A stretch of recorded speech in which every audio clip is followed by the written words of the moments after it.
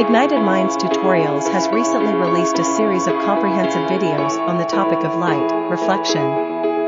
For Class 10 CBSE and Maharashtra State Board Class 9. These videos aim to provide in-depth knowledge and understanding of the concepts and principles involved in the reflection of light. The tutorials cover various subtopics, including the laws of reflection, types of reflection, and practical applications of reflection in everyday life.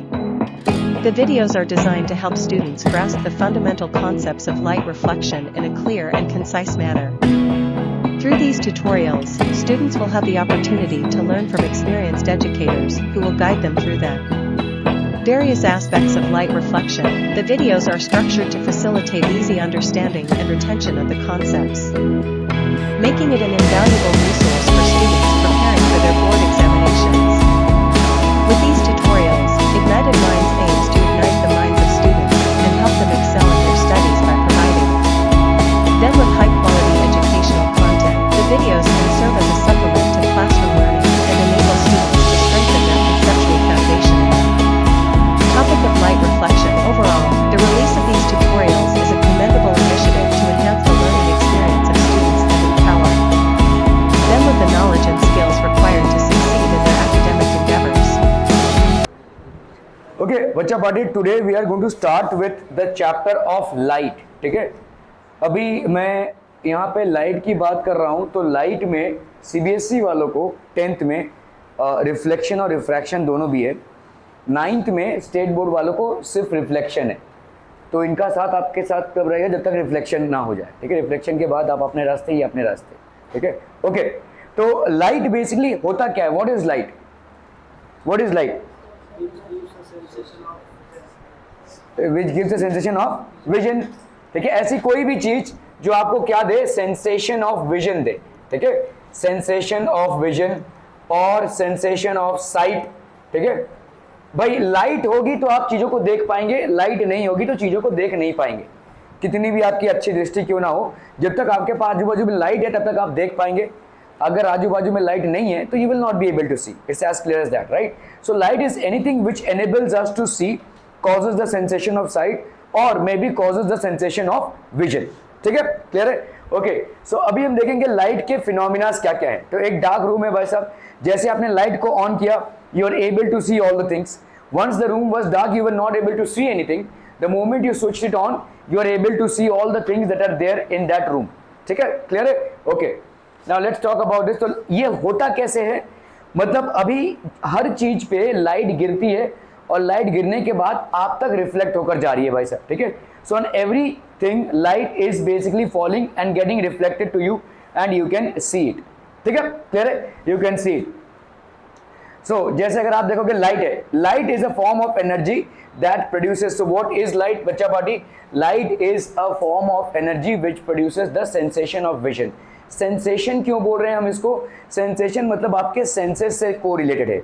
आपके जो senses है, जैसे skin से आप touch को feel कर सकते हैं. ठीक है, आईज से आप बेसिकली साइट को मतलब देख सकते हैं, कान से आप सुन सकते हैं, नाक से आप सूंघ सकते हैं. All these are different types of sensations. So what is light? Light भाई साहब एक टाइप का एनर्जी है. Now what do we mean by energy बच्चा party? What do we mean by energy? Light एक टाइप का एनर्जी है जो आपको क्या प्रोड्यूस कर रहा है? Sensation of vision. आपको भाई साहब देखने में हेल्प कर रहा है.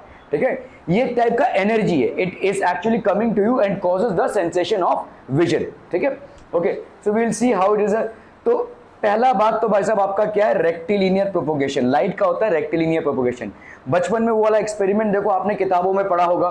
ठीक है, एक मोमबत्ती जलाई आपने. ठीक है, और ऐसे 3 कार्डबोर्ड्स को आमने सामने रख दिए भाई साहब और इनमें एक होल कर दिया. अभी आप इसको भाई साहब देखने की कोशिश कर रहे हो. ठीक है, जब तक ये तीनों कार्डबोर्ड के होल्स एक लाइन में तब तक आप उसको देख पाओगे. एक को भी अगर आपने इधर उधर कर दिया तो you will not be able to see the candle. Which proves what? Which proves that light travels in a straight line. अगर लाइट स्ट्रेट लाइन में ट्रैवल नहीं करता था तो ऐसे ऐसे भी आप तक पहुंच सकता था. क्योंकि वो स्ट्रेट लाइन में ट्रैवल कर रहा है, इसीलिए एक भी कार्डबोर्ड के मिस एडजस्टमेंट से you will not be able to see the candle. Why? Because light is travelling, you are disturbing that straight line motion. तो लाइट का जो स्ट्रेट लाइन पाथ है उसको आपने डिस्टर्ब कर दिया, अभी आप उसको नहीं देख पाएंगे. ठीक है, सो लाइट का ये जो रेक्टिलिनियर प्रोपोगेशन है, इसका मतलब क्या है, स्ट्रेट लाइन मोशन, ठीक है। लाइट का रेक्टिलिनियर प्रोपोगेशन मतलब होता है straight line motion. The path in which light travels in a straight line is known as the rectilinear motion of light, ठीक है, या रेक्टिलिनियर प्रोपोगेशन भी बोलेंगे इसको, ठीक है। तो आप पर देखो यहाँ पे लाइट आ रहा है, let's say light is falling and then the light is getting reflected, ठीक है। क्यों भाई साहब, क्यों अटक गया ये, 1 सेकेंड हम,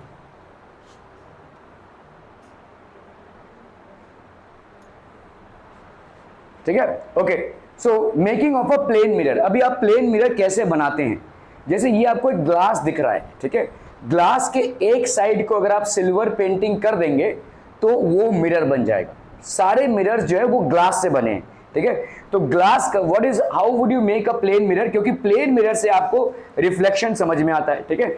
आप ग्लास में अगर एक सिल्वर कोटिंग कर दोगे, ग्लास के पीछे साइड को आपने सिल्वर कोटिंग कर दिया अगर, ठीक है, तो वो क्या बन जाएगा, it will become a mirror. तो it will now be a reflecting surface. मतलब पहले क्या था, ये ग्लास था, आप आर पार देख पा रहे थे। अभी जैसे ही आपने इसका पीछे से सिल्वर पेंटिंग कर दी तो अभी आप आर पार नहीं देख पाओगे, आप जो सामने खड़े हो उसको देख पाओगे, है ना। तो सामने की सारी चीजें दिखेंगी, पीछे की सारी चीजें अभी नहीं दिखेंगी। तो जैसे ही आप भाई साहब क्या करते हो, देखो दो फिनोमिनाज होती हैं, रिफ्रैक्शन और रिफ्लेक्शन, ठीक है, रिफ्रैक्शन एंड रिफ्लेक्शन। तो जैसे ही आप भाई साहब प्लेन मिरर बनाते हो, मतलब ये प्लेन मिरर किससे बनाते हो, ग्लास सरफेस से, एक ग्लास सरफेस से आप प्लेन मिरर बनाते हो, ठीक है। जैसे ही आपने भाई साहब एक ग्लास सरफेस को सिल्वर पेंट कर दिया, the moment you happen to paint it with silver, आप इस चीज को खत्म कर रहे हो, there will be no refraction anymore, ठीक है। रिफ्रैक्शन के बारे में हम विस्तारित रूप से पढ़ेंगे बाद में, यहां पे अभी सिर्फ रिफ्लेक्शन होगा। जब प्लेन ग्लास सरफेस था, ठीक है, जब प्लेन ग्लास सरफेस था, when it was a plane glass surface, तब क्या हो रहा था भाई साहब, आपका रिफ्लेक्शन भी हो रहा था, सो रिफ्लेक्शन वाज हैपनिंग, ठीक है, और रिफ्रैक्शन भी हो रहा था। अभी जैसे यहां पे देखो, यहाँ पे सूरज अपने आप को देख पा रहे हैं क्या भाई साहब, थोड़ा बहुत धुंधला सा देख पा रहे हैं, है ना। So you are able to see him, why, because यहाँ पे क्या हो रहा है, थोड़ा सा रिफ्लेक्शन हो रहा है, ये ग्लास सरफेस है, ठीक है। और क्या रिफ्रैक्शन हो रहा है, नहीं, रिफ्रैक्शन इसमें से नहीं हो रहा है। आप बाहर की कांच को देखेंगे तो उसमें से रिफ्रैक्शन हो रहा है, आप बाहर के रास्ते के लोगों को देख पा रहे हैं, ठीक है, तो रिफ्रैक्शन हो रहा है। तो रिफ्रैक्शन मतलब आर पार दिखना, रिफ्लेक्शन मतलब स्ट्रेट रिफ्लेक्ट होना, ठीक है। तो ये हो गया भाई साहब आपका रिफ्लेक्शन और ये हो गया आपका refraction. Just one moment people,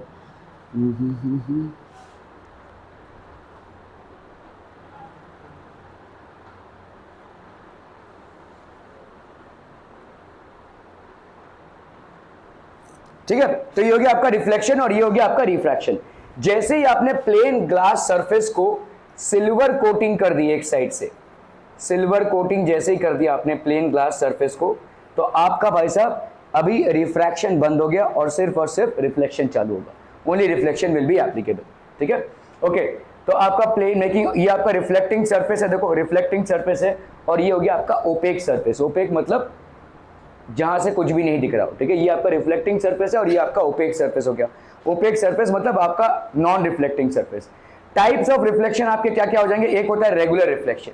now what is regular reflection people, जहां पे भाई साहब ये आया और वैसे ही, तो रेगुलर रिफ्लेक्शन में क्या हो रहा है, देखो a parallel beam of rays, a parallel beam of rays incident on the mirror gets reflected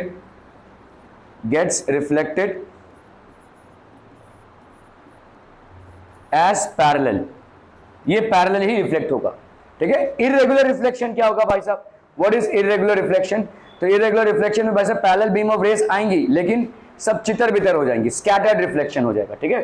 तो जैसे अगर आप देखोगे यहाँ पे आप, ठीक है, रिफ्लेक्शन की बात अगर हम करें तो रेगुलर रिफ्लेक्शन में क्या हो जाएगा, रिफ्लेक्शन थ्रू स्मूथ सरफेसेस, जैसे स्मूथ सरफेसेस होते हैं, ग्लास एक स्मूथ सरफेस है, ठीक है, जैसे आपका ब्लैक बोर्ड एक स्मूथ सरफेस है, जो भी स्मूथ सरफेसेस होते हैं उसमें भाई साहब प्लेन ग्लास हो गया, स्टिल वाटर अगर भाई साहब स्टिल है, शांत है, ठीक है, that will also be a case of a regular reflection, ठीक है। इरेगुलर रिफ्लेक्शन क्या हो जाएगा भाई साहब, ये जो आपका सरफेस है ये स्मूथ नहीं है, ऊबड़ खाबड़ है, ठीक है। आपको जैसे दीवार लग रहा होगा कि स्मूथ है लेकिन एक्चुअली में स्मूथ नहीं है, आप माइक्रोस्कोप से देखोगे तो ऊबड़ खाबड़ है भाई साहब। ऊबड़ खाबड़ में क्या होगा समझ लो, ये प्लेन बीम ऑफ लाइट आया, ये भाई साहब एक अपनी तरफ जाएगा, ये इस तरफ चितर बितर हो जाएगा, ये इस तरफ चितर बितर हो जाएगा। So what will happen is all these raise will be reflected in different directions, सबका भाई साहब डिफरेंट डायरेक्शंस में होगा, ठीक है, ऑल दीज विल बी। तो ये रफ सरफेस में किस टाइप का रिफ्लेक्शन हो रहा है, इररेगुलर रिफ्लेक्शन। स्मूथ सरफेस में किस टाइप का रिफ्लेक्शन हो रहा है भाई साहब, regular reflection. Are we understanding the basis of regular and irregular. तो रेगुलर रिफ्लेक्शन में क्या हो रहा है, एक पैरेलल बीम ऑफ राइज आया, पैरेलल बीम ऑफ रेज आया और वो पैरेलली रिफ्लेक्ट हुआ, ठीक है। आपने देखा होगा अगर कभी कभी लोग डिस्टर्ब करते हैं ना, जैसे समझ लो ये आपका एक मिरर लेकर आप खड़े हो गए और किसी के मुंह पे आप रिफ्लेक्ट कर रहे हो उसको, देखा है आपने, ठीक है, किसी के मुंह पे आप उसको डिस्टर्ब कर रहे हो, राइट। मतलब यहाँ से सूरज आ रहा है और आप भाई साहब इधर से इसको रिफ्लेक्ट करके किसी और को मार रहे हो। ये कैसे हो रहा है, आपने पूरे रेस को ये आया और पूरे रेस को उधर पुश कर दिया, ये ऐसा ही हो रहा है, देखो, ठीक है। ये आप मिरर से ही कर सकते हो। एक अगर मिरर रहेगा आपका, कभी कभी आप देखोगे अगर आप टू व्हीलर चला रहे हो, बाइक वगैरह होगा तो बाइक की टंकी में पेट्रोल का वो होता है, टंकी होता है, ठीक है, पेट्रोल की टंकी में वो जो लिड होता है वो अगर मेटल का हुआ तो वो डिस्टर्ब करता है आपको कभी कभी, क्योंकि उसके ऊपर अगर सूरज गिर रहा होगा तो मतलब सनलाइट से वो रिफ्लेक्शन होगा। At times it might hamper. कभी कभी आप देखोगे कि बाइक के ऊपर लोग ऐसा कपड़ा लगा कर रखते हैं ताकि उसका शाइन आपको डिस्टर्ब ना करे, ठीक है। आप जब ड्राइव कर रहे हो तो उसका शाइन आपको डिस्टर्ब कर सकता है, ठीक है। तो इसीलिए देखो मतलब, और रोड पे भी अगर आप देखोगे ना तो शाइनी चीज़ों लगाना मना है, ठीक है। मतलब ऐसा कोई भी चीज़ जो बहुत ज़्यादा रिफ्लेक्ट करे ऐसी चीज़ों को लगाना मना है। रोड में बैनर्स वगैरह में भी आप नहीं लगा सकते, ठीक है। कुछ लोग देखो रात के टाइम पे मतलब ऐसा बैनर लगाते हैं, झिगमिग झिगमिग लाइट चल रहा है वैसा, उसमें आपका अगर किसी ने पकड़ा तो उसको फाइन लग जाएगा, ठीक है। इट विल एक्चुअली, क्योंकि वो ड्राइवर को डिस्टर्ब कर सकता है, ठीक है। आप देखोगे लाइट बहुत ज़्यादा, एक्चुअली में अगर आप देखोगे आपका जो गाड़ियों का हेडलाइट होता है, ठीक है, ये गाड़ी है भाई साहब, यहाँ पे जो हेडलाइट होता है वो कैसे रहता होगा, यहाँ पे आपका भाई साहब एक लाइट है, इस लाइट का रिफ्लेक्शन हो रहा है, ठीक है। ये जो रिफ्लेक्टिंग सरफेस है इसको भी कंट्रोल में रखना पड़ेगा। आप भाई साहब ऐसी गाड़ी निकाल के जा रहे हो कि पूरा उजाला उजाला हो गया, लेकिन दूसरी गाड़ियां दिखेंगी नहीं भाई साहब, एक्सीडेंट हो जाएगा, ठीक है। So you have to regulate this. हमारे टाइम पे क्या होता था कि मतलब जो टू व्हीलर्स हैं स्पेशली और फोर व्हीलर्स में रोक करना, एक काला पट्टी इधर लगाया जाता था, ठीक है, एक ब्लैक कलर का पट्टी लगाया जाता था ताकि ज़्यादा आपका ग्लेयर ना प्रोड्यूस हो। ज़्यादा ग्लेयर से एक्सीडेंट होने के चांसेस ज़्यादा हैं, ठीक है। लोग चौंधिया जाएंगे भाई साहब, अरे बाप रे ये इतना लाइट, मतलब जो दूसरी लाइट है वो दिखेगी नहीं और फिर गाड़ी ठुक जाएगी, ठीक है। तो इस तरीके की चीज़ें हैं, ओके। तो आपने देखा रहेगा लोग ऐसा करते हैं। ये आपका भाई साहब ऐसा मिरर है, इधर लाइट आया, किसी के फेस पे मारना है तो ऐसे जाएगा। ये कैसे हो रहा है, रेगुलर रिफ्लेक्शन। ये आपका सिर्फ मिरर या एक पॉलिश्ड सरफेस ही कर सकता है। आप जैसे बर्तनों में अपनी शक्ल देख सकते हो, why, those are polished surfaces, उबड़ खाबड़ सरफेसेस नहीं है वो, दोज आर पॉलिश्ड सरफेसेस। आप अपना शक्ल उसमें देख सकते हैं, ठीक है, ओके। सो ये आपका भाई साहब रफ सरफेस हो गया। रफ सरफेस में ऐसे चितर बितर रिफ्लेक्शन होता है, इसको अपन इरेगुलर रिफ्लेक्शन भी बोलते हैं, या इसको अपन बोलते हैं diffused reflection. This is also known as diffused reflection. ये आपका हो गया भाई साहब regular reflection. Are we clear? Regular reflection हो गया आपका, या डिफ्यूज रिफ्लेक्शन। ये देखो हर चीज जो तुम देख पा रहे हो ना वो भाई साहब रिफ्लेक्शन की वजह से, समझ में आ रहा है? ये जो दीवार तुमको दिख रहा है ये भी रिफ्लेक्शन की वजह से है, जो तुमको मिरर दिख रहा है या जो तुमको भाई साहब ग्लास दिख रहा है वो भी रिफ्लेक्शन की वजह से, ठीक है। लेकिन सबका रिफ्लेक्शन अलग अलग है, कहीं पे आपका रेगुलर रिफ्लेक्शन हो रहा है और कहीं पे इररेगुलर रिफ्लेक्शन हो रहा है। Some things are doing regular reflection and some things are undergoing irregular reflection. जो आपको दिखता है नेसेसरी ये नहीं है कि वो कलर हो, ठीक है। जैसे भाई साहब ने एक व्हाइट टी शर्ट डाला है, ठीक है, आपको क्या दिख रहा है, ये व्हाइट है, लेकिन जरूरी नहीं है कि व्हाइट है। देखो इसका मतलब क्या है समझो। लाइट जो है, आपने विबग्योर नाम सुना है, राइट? लाइट 7 कंपोनेंट से बना होता है, वायलेट, इंडिगो, ठीक है, ग्रीन, येलो, रेड, ऑरेंज, ये सब होता है भाई साहब, विबग्योर कलर होता है, ठीक है। ये आपका विबग्योर होता है, ठीक है, क्लियर है? अभी भाई साहब ने व्हाइट डाला रहेगा तो इसमें क्या हो जाएगा, जो भी व्हाइट या व्हाइट के क्लोज वाले होंगे वही रिफ्लेक्ट हो रहे हैं, बाकी सब भाई साहब ऑब्जॉर्व हो रहा है। जैसे आपका अगर ये जो प्लांट्स दिख रहे हैं आपको ग्रीन दिख रहे हैं, ठीक है, आप बोल रहे हैं कि भाई साहब प्लांट ग्रीन है, नो, लीव्स उसके ग्रीन है, लेकिन यहाँ पे हो क्या रहा है, इस ग्रीन को ही रिफ्लेक्शन हो रहा है, बाकी सब क्या कर रहा है, प्लांट ऑब्जॉर्व कर ले रहा है, बाकी वेवलेंथ्स प्लांट ऑब्जॉर्व कर रहा है, सिर्फ ग्रीन को बाहर फेंक रहा है, इसीलिए वो आपको ग्रीन दिख रहा है, ठीक है। सो जरूरी नहीं है कि जो दिखता है वो ही एक्चुअल कलर हो, ठीक है, जो दिखता है वो आपको बाहर फेंकता हुआ कलर है, बाकी सब कलर्स अब्जॉर्ब हो रहे हैं। खैर ये तो बात की बातें हैं, लेकिन डिफ्यूज और इरेगुलर रिफ्लेक्शन, सॉरी आपका डिफ्यूज और irregular reflection and regular reflection, क्या ये समझ में आ रहा है भाई साहब? ठीक है, we are clear on this one? Okay. So characteristics of the image obtain in a plane mirror. जब आप किसी प्लेन मिरर के सामने खड़े होते हैं तो क्या क्या चीजें देखते हैं? What are the characteristic? रोज भाई साहब कम से कम आधा घंटा तो जाता होगा बनने संवरने में, नहीं? मेरी उम्र के हो जाओगे तो ये काम आपका 2 मिनट में निपट जाएगा, ठीक है। हाँ, जब आप इस उम्र में हैं तो अभी आपका थोड़ा सा इंटेंसिटी और बढ़ेगा। 20-21 के होगे तो भाई साहब आधा 1 घंटे तक भाई साहब मिरर के सामने ही खड़े रहोगे, ये होगा, ये उम्र का तकाजा है। खैर, तो ये जो आप अपनी शक्ल को देखते हो या अपने आप को देखते हो मिरर में, what is it that you have observe till now? तो पहला तो है भाई साहब, image formed in a plane mirror is erect. अगर आप भाई साहब सामने ऐसे खड़े हैं किसी मिरर के, तो क्या आपकी मुंडी ऊपर और पैर, मुंडी नीचे और पैर ऊपर ऐसे दिखेगा आपको? नहीं। तो इसको अपन बोलते हैं इरेक्ट या अपराइट इमेज, ठीक है, इरेक्ट या इसको बोलेंगे अपराइट, ठीक है। तो आप समझो भाई साहब ये मिरर है, ये आपका भाई साहब मिरर है और आप इसके सामने खड़े हो, तो आपको जो इसमें इमेज दिखेगा वो भी भाई साहब क्या दिखेगा? ऐसा मुंडी ऊपर और पैर नीचे, ठीक है, ऐसा ही दिखेगा, ऐसा उल्टा पुल्टा नहीं दिखेगा, ठीक है, ऐसा नहीं दिखेगा भाई साहब, it will not be like this, ऐसा नहीं दिखेगा, ठीक है। तो इसको अपन क्या बोलते हैं? अगर कोई प्लेन मिरर है तो आपको ऐसा दिखेगा। कोई ऐसा चीज देखा है आपने जहां पे ऐसा दिखता हो, उल्टा दिखता हो? नहीं? हाँ, ऐसा बस स्पून, स्पून, चम्मच देखो भाई साहब, चम्मच में अगर अपना इमेज आप देखने जाओगे तो ऐसा ही कुछ दिखेगा, ठीक है, it will seem to be. और उसका क्या रीजन है वो अपन देखेंगे बाद में, लेकिन फिलहाल के लिए ये समझ लीजिए कि अगर मिरर आपका प्लेन है, प्लेन मतलब ऐसा प्लेन मिरर है वैसा, ठीक है, ऐसा कॉनकेव या कॉन्वेक्स नहीं है, समझ में आ रहा है? ये प्लेन, कॉनकेव और कॉन्वेक्स, ये 3 टाइप के मिरर्स होते हैं आपके। एक होता है वैसा प्लेन मिरर ऐसे, एक होता है वैसा कॉनकेव और कॉन्वेक्स, इस तरह के 3 मिरर्स होते हैं। देखो, सरफेस अगर ऐसा है भाई साहब तो प्लेन हो गया, सरफेस अगर ऐसा है, ये हमेशा देखो डायग्राम में ऐसा रहेगा आपका, इसका मतलब क्या है? इस तरफ आपने सिल्वर कोटिंग की है, ठीक है, ये आपका ओपेक सरफेस होगा और ये आपका रिफ्लेक्टिंग सरफेस होगा हमेशा। ये वाला आपका क्या हो जाएगा?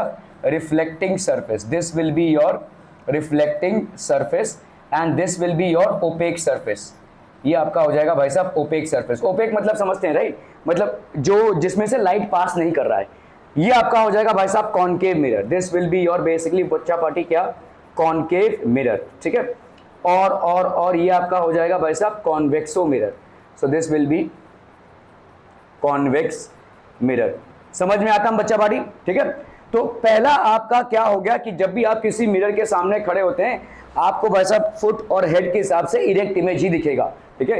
You will always get to see an erect image. और क्या दिखेगा? समझ लो आप भाई साहब इतने लंबे हैं, ठीक है, तो आपका इमेज क्या इतना टुन्नू सा दिखेगा? नहीं, ठीक है, जैसे आप हैं वैसे ही आप दिखेंगे, ठीक है, वैसे ही आप दिखेंगे। तो आपका जो बॉडी का शेप एंड साइज है वही सेम दिखेगा, ठीक है। तो दैट इज कॉल्ड व्हाट? ये मैं तो आपके तजुर्बे के साथ बोल रहा हूँ, ये आपका रोज का एक्सपीरियंस है। आप रोज घर से निकलने से पहले मिरर में तो देखते ही होंगे अपने आप को, तो जैसा आप हैं वैसा ही दिखेंगे ना। अगर आप पतले से हैं तो मोटे नहीं दिखेंगे, और अगर मोटे हैं तो पतले नहीं दिखेंगे, ठीक है। जैसा आपका हाइट है, जैसा आपका भाई साहब सारा शरीर का गठन है वैसा ही दिखेगा, ठीक है, नथिंग डिफरेंट, ठीक है, सेम साइज। तो पहली बात तो हो गई प्लेन मिरर का पहला फीचर क्या हो गया? Erect image and same size. Image is of the same size as the object and image is erect in nature, that is upright in nature, ठीक है। erect भी बोल सकते हैं या upright भी बोल सकते हैं। ओके, what else people हम, ठीक है। तो ये भाई साहब अपना संकेत भाई साहब स्कूल जा रहा है, संकेत सामने से अपने आप को देख रहा है, जैसा है वैसा ही दिख रहा है, जितनी हाइट उसकी, जितना उसका भाई साहब साइज, ठीक है, उतना ही दिखेगा वो, ठीक है। अगर संकेत पतला है तो मोटू नहीं दिखेगा, है ना, समझ में आ रहा है ये? तो जैसा वो है भाई साहब वैसा ही दिखेगा। अगर उसने शूज पहने हैं तो मिरर में आपका चप्पल नहीं दिखेगा। Whatever he it is, that exact same figure in terms of erect and size will appear, ठीक है। क्लियर है? Are we clear? ये क्या ये समझ में आ रहा है? तो प्लेन मिरर का पहला कैरेक्टरिस्टिक क्या हो गया? It forms an erect image of the object and it forms the image of same size as the object. It forms an erect image of the object और upright image of the object and it will form an image which is of the same size as the object. Clear है? Okay, चलिए भाई साहब दूसरा characteristic भाई साहब क्या हो जाएगा? Image is at the same distance behind the mirror as the object is in front of it. कभी मिरर के सामने दौड़ लगाई है भाई साहब? नहीं, ठीक है। कबड्डी खेल लिया करो थोड़ा सा मिरर के साथ, ठीक है। तो ये आपका मिरर है, कबड्डी खेलते खेलते पीछे आ जाओ, ठीक है, तो आपको साइज में उधर क्या दिखेगा, उधर भी आप पीछे जाओगे। देखो समझ में आ रहा है कि नहीं, जैसे आप सामने आओगे तो इधर भी आप सामने आओगे। क्या ये समझ में आ रहा है? देखो ये मिरर है, ये मिरर है, तो मिरर के साथ कबड्डी खेल लो भाई साहब तुम, ठीक है। जैसे आगे जाओगे तो आपको दिखेगा कि भाई साहब आपका जो इमेज है वो भी आगे आ रहा है। आप जब पीछे जाओगे तो आपको दिखेगा कि इमेज भी पीछे जा रहा है। समझ में आ रहा है? तो इसका मतलब क्या हो गया, जितना आपका मिरर के सामने डिस्टेंस है इतना ही इमेज का मिरर के पीछे डिस्टेंस है। अभी आप बोलोगे ये कौन सा भूतीला इफेक्ट है भाई साहब, ठीक है, मैं हूं सामने मिरर के, ये समझ में आता है। ये क्या है, ठीक है, ये आप ही हैं, ठीक है, आपका इमेज है, ये आपका इमेज है जो मिरर के पीछे बनता है, ठीक है, इसको अपन वर्चुअल इफेक्ट बोलते हैं, ठीक है। ये आपका इमेज ही है जो मिरर के पीछे बनता है, ठीक है। Are we clear on this one people? अब ये कोई भूत नहीं है, ये आप ही हैं, आपका इमेज मिरर के पीछे बनता है, इसीलिए इसको वर्चुअल इमेज बोलते हैं। तो आप अगर दौड़ के सामने आएंगे ये भी दौड़ के सामने आएगा, आप अगर पीछे जाएंगे बस अब ये भी पीछे जाएगा। तो इसका मतलब क्या हो गया, image is at the same distance behind the mirror as the object is in front of it. इसको छोटे से फॉर्मेट में क्या लिखेंगे, object distance is equal to image distance always. In case of a भाई साहब क्या, प्लेन मिरर, एक प्लेन मिरर में ऑब्जेक्ट डिस्टेंस और इमेज डिस्टेंस भाई साहब सेम होगा। In a plane mirror the object distance and the image distance will be the same. बहुत सारी चीजें चेंज हो जाएंगी आपकी जब आप प्लेन मिरर को यूज नहीं कर रहे हैं। जो भी चीजें आप यहां पे पढ़ रहे हैं वही चीजें चेंज हो जाएंगी। अपराइट इमेज कहीं कहीं पे भाई साहब उल्टा इमेज बनता है अगर प्लेन मिरर ना हुआ तो, ठीक है। अभी आपने पढ़ा same size as the object, कहीं कहीं पे ऑब्जेक्ट का साइज छोटा हो जाता है, कहीं कहीं पे ऑब्जेक्ट का साइज बड़ा हो जाता है, ठीक है। जैसे जब डेंटिस्ट आपका दांत देख रहा होगा, उन लोग एक स्पेशल मिरर यूज करते हैं, उस मिरर को आपके मुंह के अंदर डालकर वो दांत के कोने को देखना चाहता है, दांतों में सड़न हुआ है या दांत को काटना है या क्या कुछ भी जो भी करना है। तो जब वो इंस्ट्रूमेंट डालता है तो उस मिरर में आपके दांत का जो इमेज है वो बड़ा दिखता है उसको, तो एक छोटा सा चीज बड़ा दिख रहा है। तो यहाँ पे जो आपने पढ़ा अभी कि same size as the object, ये नहीं हो रहा है, ठीक है, क्लियर है। जैसे शेविंग मिरर्स जो होते हैं, जो शेव करने के लिए मिरर्स को इस्तेमाल करते हैं, तो छोटी से छोटी दाढ़ी भी कट जाए इसके लिए वो मिरर कुछ अलग होता है, जहां पे आपका छोटा सा एक दाढ़ी का टुकड़ा भी बड़ा दिखे, ठीक है। So that is one thing. यहाँ पे जैसे अगर आप जो गाड़ियां होती हैं उनका जो साइड मिरर देखोगे, वो साइड मिरर में क्या एक ही गाड़ी आती है? नहीं, पीछे जितनी भी गाड़ियां सब आती हैं, है ना। तो आप सोचिए पीछे इतना बड़ा रास्ता है, उसमें 3-4 गाड़ियां हैं, सबके सब उसमें आ रही हैं। तो मतलब यहाँ पे क्या हो रहा है, मिरर का साइज मतलब इमेज का साइज कम होता जा रहा है। कहीं पे आप इमेज के साइज को बढ़ा रहे हैं, कहीं पे आप इमेज के साइज को कम कर रहे हैं, लेकिन ये प्लेन मिरर में संभव नहीं है। समझ में आ रहा है? ये प्लेन मिरर में वही साइज और वही शेप रहेगा, it is not going to change, ठीक है। दूसरे टाइप के मिरर्स में आप देखेंगे कि साइज जो है तो आपका या तो बढ़ा सकते हैं या तो कम कर सकते हैं आपके जरूरत के मुताबिक, ठीक है। जैसे आपको शेविंग मिरर चाहिए तो आपको साइज बढ़ाना है, आपको दांत डेंटिस्ट के लिए मिरर चाहिए तो आपको साइज बढ़ाना है, ठीक है। इन सब के लिए आपका जो इमेज ऑब्जेक्ट का साइज है उससे कहीं ज्यादा साइज होना चाहिए इमेज का। और जैसे आपका ऐसा मिरर है जो आपने गाड़ियों में लगाया है पीछे की गाड़ियों को देखने के लिए, तो यहाँ पे साइज कम होना है, ठीक है। तो लेकिन प्लेन मिरर में ये ऑप्शन आपको नहीं मिलेगा। प्लेन मिरर में जितना साइज होगा उतना ही ऑब्जेक्ट का आपको मिलेगा, और जितना आपसे ऑब्जेक्ट दूर होगा उतना ही इमेज भी ऑब्जेक्ट के मिरर के पीछे होगा, ठीक है। सो ऑब्जेक्ट डिस्टेंस और इमेज डिस्टेंस हमेशा सेम होगा। बाकी अब जब आप कॉन्केव और कॉन्वेक्स मिरर पढ़ोगे तब आपको दिखेगा कि भाई साहब ऑब्जेक्ट डिस्टेंस और इमेज डिस्टेंस सेम हो ये जरूरी नहीं है, ऑब्जेक्ट का साइज और इमेज का साइज सेम हो ये भी जरूरी नहीं है, ठीक है। This all can differ, but in case of plane mirrors it will all be the same, ठीक है। कैरेक्टरिस्टिक समझ में आ रहा है ये? ओके। तो आपने जैसे भाई साहब यहाँ पे ऐसा मिरर रखा, ठीक है, okay. Image in a mirror is laterally inverted, ठीक है, इन्वर्टेड छुप गया है, इन्वर्टेड, लैटरली इन्वर्टेड मतलब क्या होता है? एनीवन? लेफ्ट का राइट दिखेगा भाई साहब। आप अगर अपना एक मिरर के सामने खड़े होते हैं, अपने लेफ्ट हैंड को ऊपर उठाते हैं तो दिखेगा कि उधर इमेज में आपका राइट हैंड ऊपर उठ रहा है। तो लेफ्ट का राइट होता है और राइट का लेफ्ट होता है, ठीक है। तो इसको अपन बोलते हैं लैटरल इन्वर्जन। इस प्रॉपर्टी को क्या बोलेंगे भाई साहब? लैटरल इन्वर्जन, लैटरल इन्वर्जन, ठीक है। So an object will always appear to be laterally inverted. और ये सिर्फ आपके साथ ही नहीं होगा, कोई भी ऑब्जेक्ट को रखोगे अगर आप समझ लो इस डब्बे को रख रहे हो, उस डब्बे को रखते समय आपने इधर एल मार्क कर दिया और इधर आर मार्क कर दिया। जब आप इसको मिरर के सामने इसका इमेज दिखोगे तो आपको आर लेफ्ट साइड में दिखेगा और एल राइट साइड में दिखेगा। जैसा आपका दिखता है वैसा इसका भी दिखेगा। ऐसा कुछ नहीं कि आप एक ह्यूमन बीइंग है तो आपका ही ऐसा दिखता है, कोई भी ऑब्जेक्ट को अगर आप मिरर के सामने दिखेंगे तो उसका लेफ्ट राइट दिखेगा, राइट लेफ्ट दिखेगा। This property is known as lateral inversion. ये प्लेन मिरर में ही होता है, ठीक है। तो प्लेन मिरर के फीचर्स भाई साहब क्या क्या हो गए, जरा समराइज कीजिए फटाफट, क्या क्या हो गया। एक तो object distance is equal to image distance, दूसरा object size is equal to image size, object is erect, image is also erect, and the fourth thing is lateral inversion wherein the left appears to be right and the right appears to be left. Are we clear to this one people? ये सारे आपके भाई साहब plane mirrors के कारनामे हैं, ठीक है। और इन चीजों को आप बहुत अच्छे से पकड़ इसलिए सकते हैं क्योंकि आप रोजमर्रा के जीवन में इसको ऑब्जर्व कर रहे हैं। हम सब मिरर के सामने पूरे दिन में एक दो बार तो खड़े हो ही जाती हैं, ठीक है। Okay, A robot is standing at a distance 8 metre from a plane mirror। समझ लो ये रोबोट है और ये इसका एक प्लेन मिरर है। प्लेन मिरर में हमेशा समझना ये आपका क्या होगा, ओपेक सरफेस, और ये वाला जो है वो होगा आपका रिफ्लेक्टिंग सरफेस, ठीक है। ओके, तो 8 metre distance, at what distance from him will the image be form, कितने डिस्टेंस पे फॉर्म होगा चेस, इसके पीछे कितने डिस्टेंस पे फॉर्म होगा, इसके पीछे भी भाई साहब 8 मीटर के डिस्टेंस पे इसका इमेज फॉर्म होगा, ठीक है। So object distance is equal to image distance, ये हम पढ़ चुके हैं भाई साहब, ठीक है। We have already studied this that the object distance. So आपका जो इमेज फॉर्म होगा ये कोई भूतीला इमेज नहीं है, इसको अपन बोलते हैं किस टाइप का इमेज, वर्चुअल इमेज। अच्छा, वर्चुअल इमेज मतलब क्या होता है, anybody, what is virtual image? Behind mirror, चलिए भाई साहब क्या यही एक डेफिनेशन हो सकता है? इमेजिनरी भी बोल सकते हैं, ओके। इमेजिनरी क्या रियल नहीं है, दिखता नहीं है, दिखता है ना, जो चीज दिखती है, मतलब ठीक है। देखो, जिस चीज़ को आप कैप्चर कर पाओ, आप भाई साहब मोबाइल उठाएंगे, अपना सेल्फी लेंगे या किसी और का फोटो ले रहे हैं, तो ये क्या हो रहा है, कैप्चर हो रहा है। अभी जैसे ये वीडियो चल रहा है तो मेरा वीडियो कैप्चर हो रहा है, ठीक है। मतलब एक स्क्रीन पे कंटिन्यूसली मैं कैप्चर होता जा रहा हूँ, समझ में आ रहा है? वीडियो आपको क्या लगता है, व्हाट इज वीडियो? एक वीडियो आप बना रहे हैं, मोबाइल से बना रहे हो, किसी कैमरा से बना रहे हो, होता क्या है वो? हाँ, एक्चुअली में आपके फोटोज लिए जा रहे हैं, टक टक टक टक टक टक टक टक ऐसे फोटो लिया जा रहा है। तो इसका भाई साहब रेट पर सेकंड होता है, फ्रेम पर सेकंड होता है, ठीक है।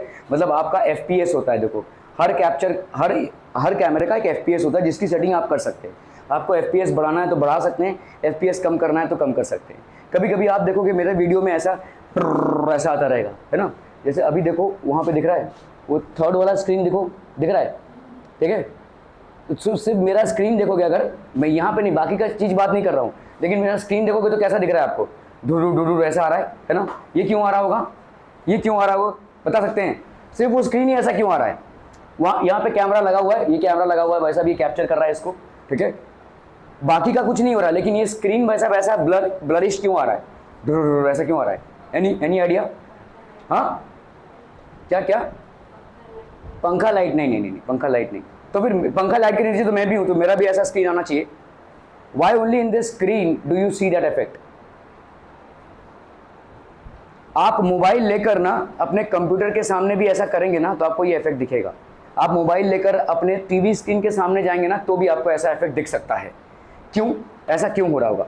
ये ऐसे स्क्रीन के सामने क्यों हो रहा होगा? क्योंकि देखो, इस सिस्टम का एक लाइट है, इस सिस्टम का एक लाइट है और उसकी एक फ्रीक्वेंसी है, और आपके कैमरे की एक फ्रीक्वेंसी है। जो कैमरे की फ्रीक्वेंसी है और ये लाइट की फ्रीक्वेंसी, अगर ये मिसमैच होगी तो ऐसा इफेक्ट प्रोड्यूस होगा। इसीलिए मेरे को हर बार यहाँ पे एडजस्टमेंट करना पड़ता है। मेरे को FPS का, इसका FPS और इसका FPS जो है, अगर मैंने सेम सेटअप नहीं किया तो ऐसा बुर्र ऐसा आता रहेगा। समझ में आ रहा है? इसका जो फ्रेम पर सेकेंड है और इसका लाइट का जो फ्रीक्वेंसी है, अगर मैंने एडजस्ट नहीं किया तो ऐसा आपका बार बार ऐसा वो जिस तरह से वैसे आ रहा है। मेरे कभी कभी गलती हो जाती है मेरे से, मैं देखता नहीं हूँ उसको, और कभी कभी ऐसा ही रिकॉर्डिंग हो जाती है। बहुत बार हुआ है ऐसा, ठीक है। तो वो हो जाएगा। तो आपका इस लाइट का एक फ्रीक्वेंसी है और मेरे कैमरे का एक फ्रीक्वेंसी है। यही चीज़ अगर आप अपने कैमरे को लेकर या अपना फ़ोन को लेकर टीवी स्क्रीन में या अपने लैपटॉप के मॉनिटर पे ऐसा करने जाएंगे तो भी आपको ऐसा दिख सकता है, क्योंकि वहाँ का जो लाइट का फ्रीक्वेंसी है और आपके कैमरे का जो फ्रीक्वेंसी है, ये शटर स्पीड है एक्चुअली। तो ये आपको क्या लग रहा है कि भाई साहब ये वीडियो होता जा रहा है? नहीं, आपका कैमरा कर क्या रहा है, खट खट खट खट खट ऐसे सब, मतलब आपके सेल्फीज लिए जा रहे हैं और बहुत जल्दी ठक ठक ठक ठक ऐसा जा रहा है। It is like that. इसीलिए हम इसको फ्रेम पर सेकंड बोलते हैं, ठीक है। कैमरा कैप्चर कर रहा है, आपका एक एक इमेज कैप्चर कर रहा है, और आपको लग रहा है ये चलती है, ये चल रहा है, चल नहीं रहा है वो। हर एक इमेज आपका स्टिल इमेज है, ठीक है, वो कलेक्शन होकर आपको एक वीडियो मिल रहा है।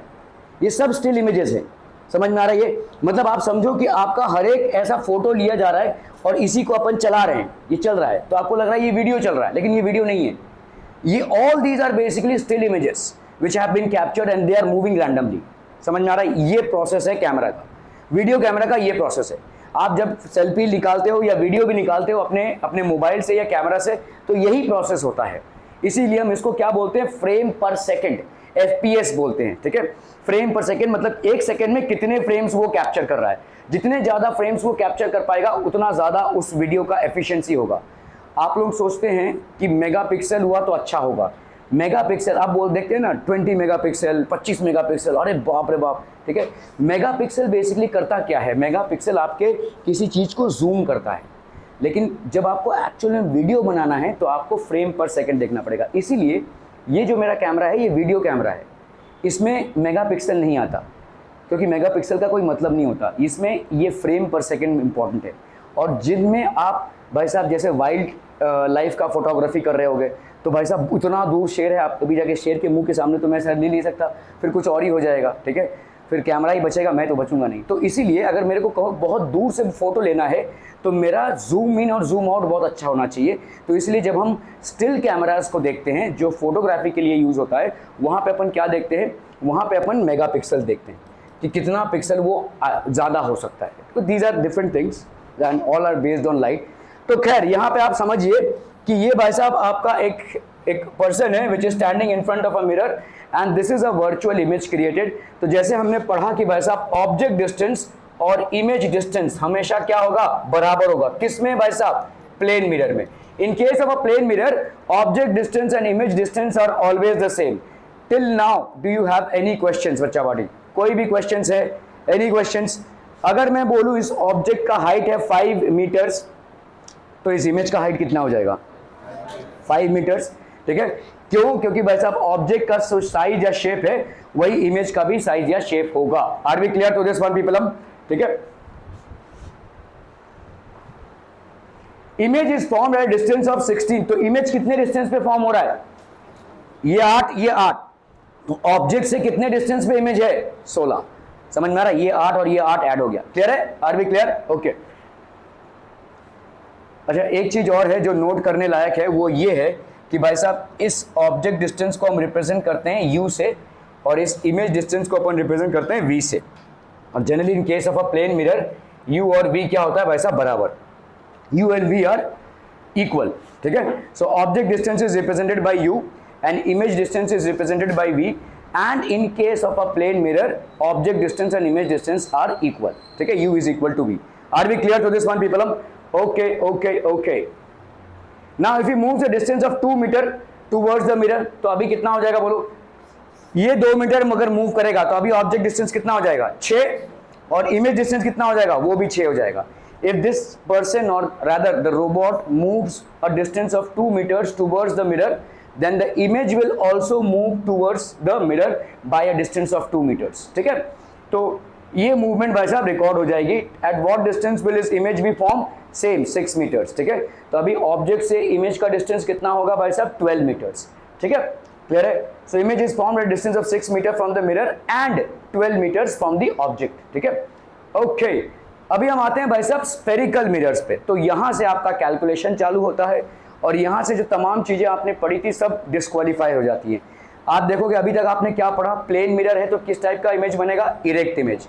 जब आप स्फेरिकल मिरर यूज़ करते हैं तो ज़रूरी नहीं है कि इमेज आपका इरेक्ट बने, इमेज आपका उल्टा भी बन सकता है, इन्वर्टेड इमेज भी बनता है, ठीक है। तो हर बार आपको इरेक्ट इमेज मिले ऐसा ज़रूरी नहीं है। अभी ये इरेक्ट और इन्वर्टेड को हम कैसे दिखाते हैं, देखो यहाँ पे एक लाइन है, अगर ये ऑब्जेक्ट है, ये हो गया आपका इरेक्ट इमेज, तो इसी लाइन के नीचे हमारा होगा ऐसा इन्वर्टेड इमेज, मतलब इमेज उल्टा आएगा, ठीक है। इमेज उल्टा आएगा। कभी कभी चम्मच में आप देखोगे अपने आप को तो आप उल्टे दिखोगे, ठीक है। That is basically why your image is coming as inverted, ठीक है। ओके, तो स्फेरिकल मिरर्स में ये सब तमाम चीजें उल्टी पुल्टी होंगी। तो जरूरी नहीं है कि हर बार इमेज आपका इरेक्ट ही आवे, ठीक है। जरूरी ये भी नहीं है कि हर बार आपका इमेज वर्चुअल आवे, ठीक है। आपका इमेज रियल भी हो सकता है। देखो, रियल और वर्चुअल का फिलहाल के लिए आपको जो डेफिनेशन मैं बता रहा हूं उसी को ध्यान में रखना, ठीक है। अगर आपका मिरर के पीछे इमेज बनता है तो उसको लेना वर्चुअल, अगर मिरर के सामने बनता है तो वो होगा रियल। हाल फिलहाल इतना ही याद रखो, ठीक है। If the image is formed in front of a mirror the image is known as real, if the image is formed on the back side of the mirror then the image is known as virtual। हाल फिलहाल इतना ही याद रखो, इसको definition में लिखने मत जाना, वो गलत हो जाएगा, ठीक है।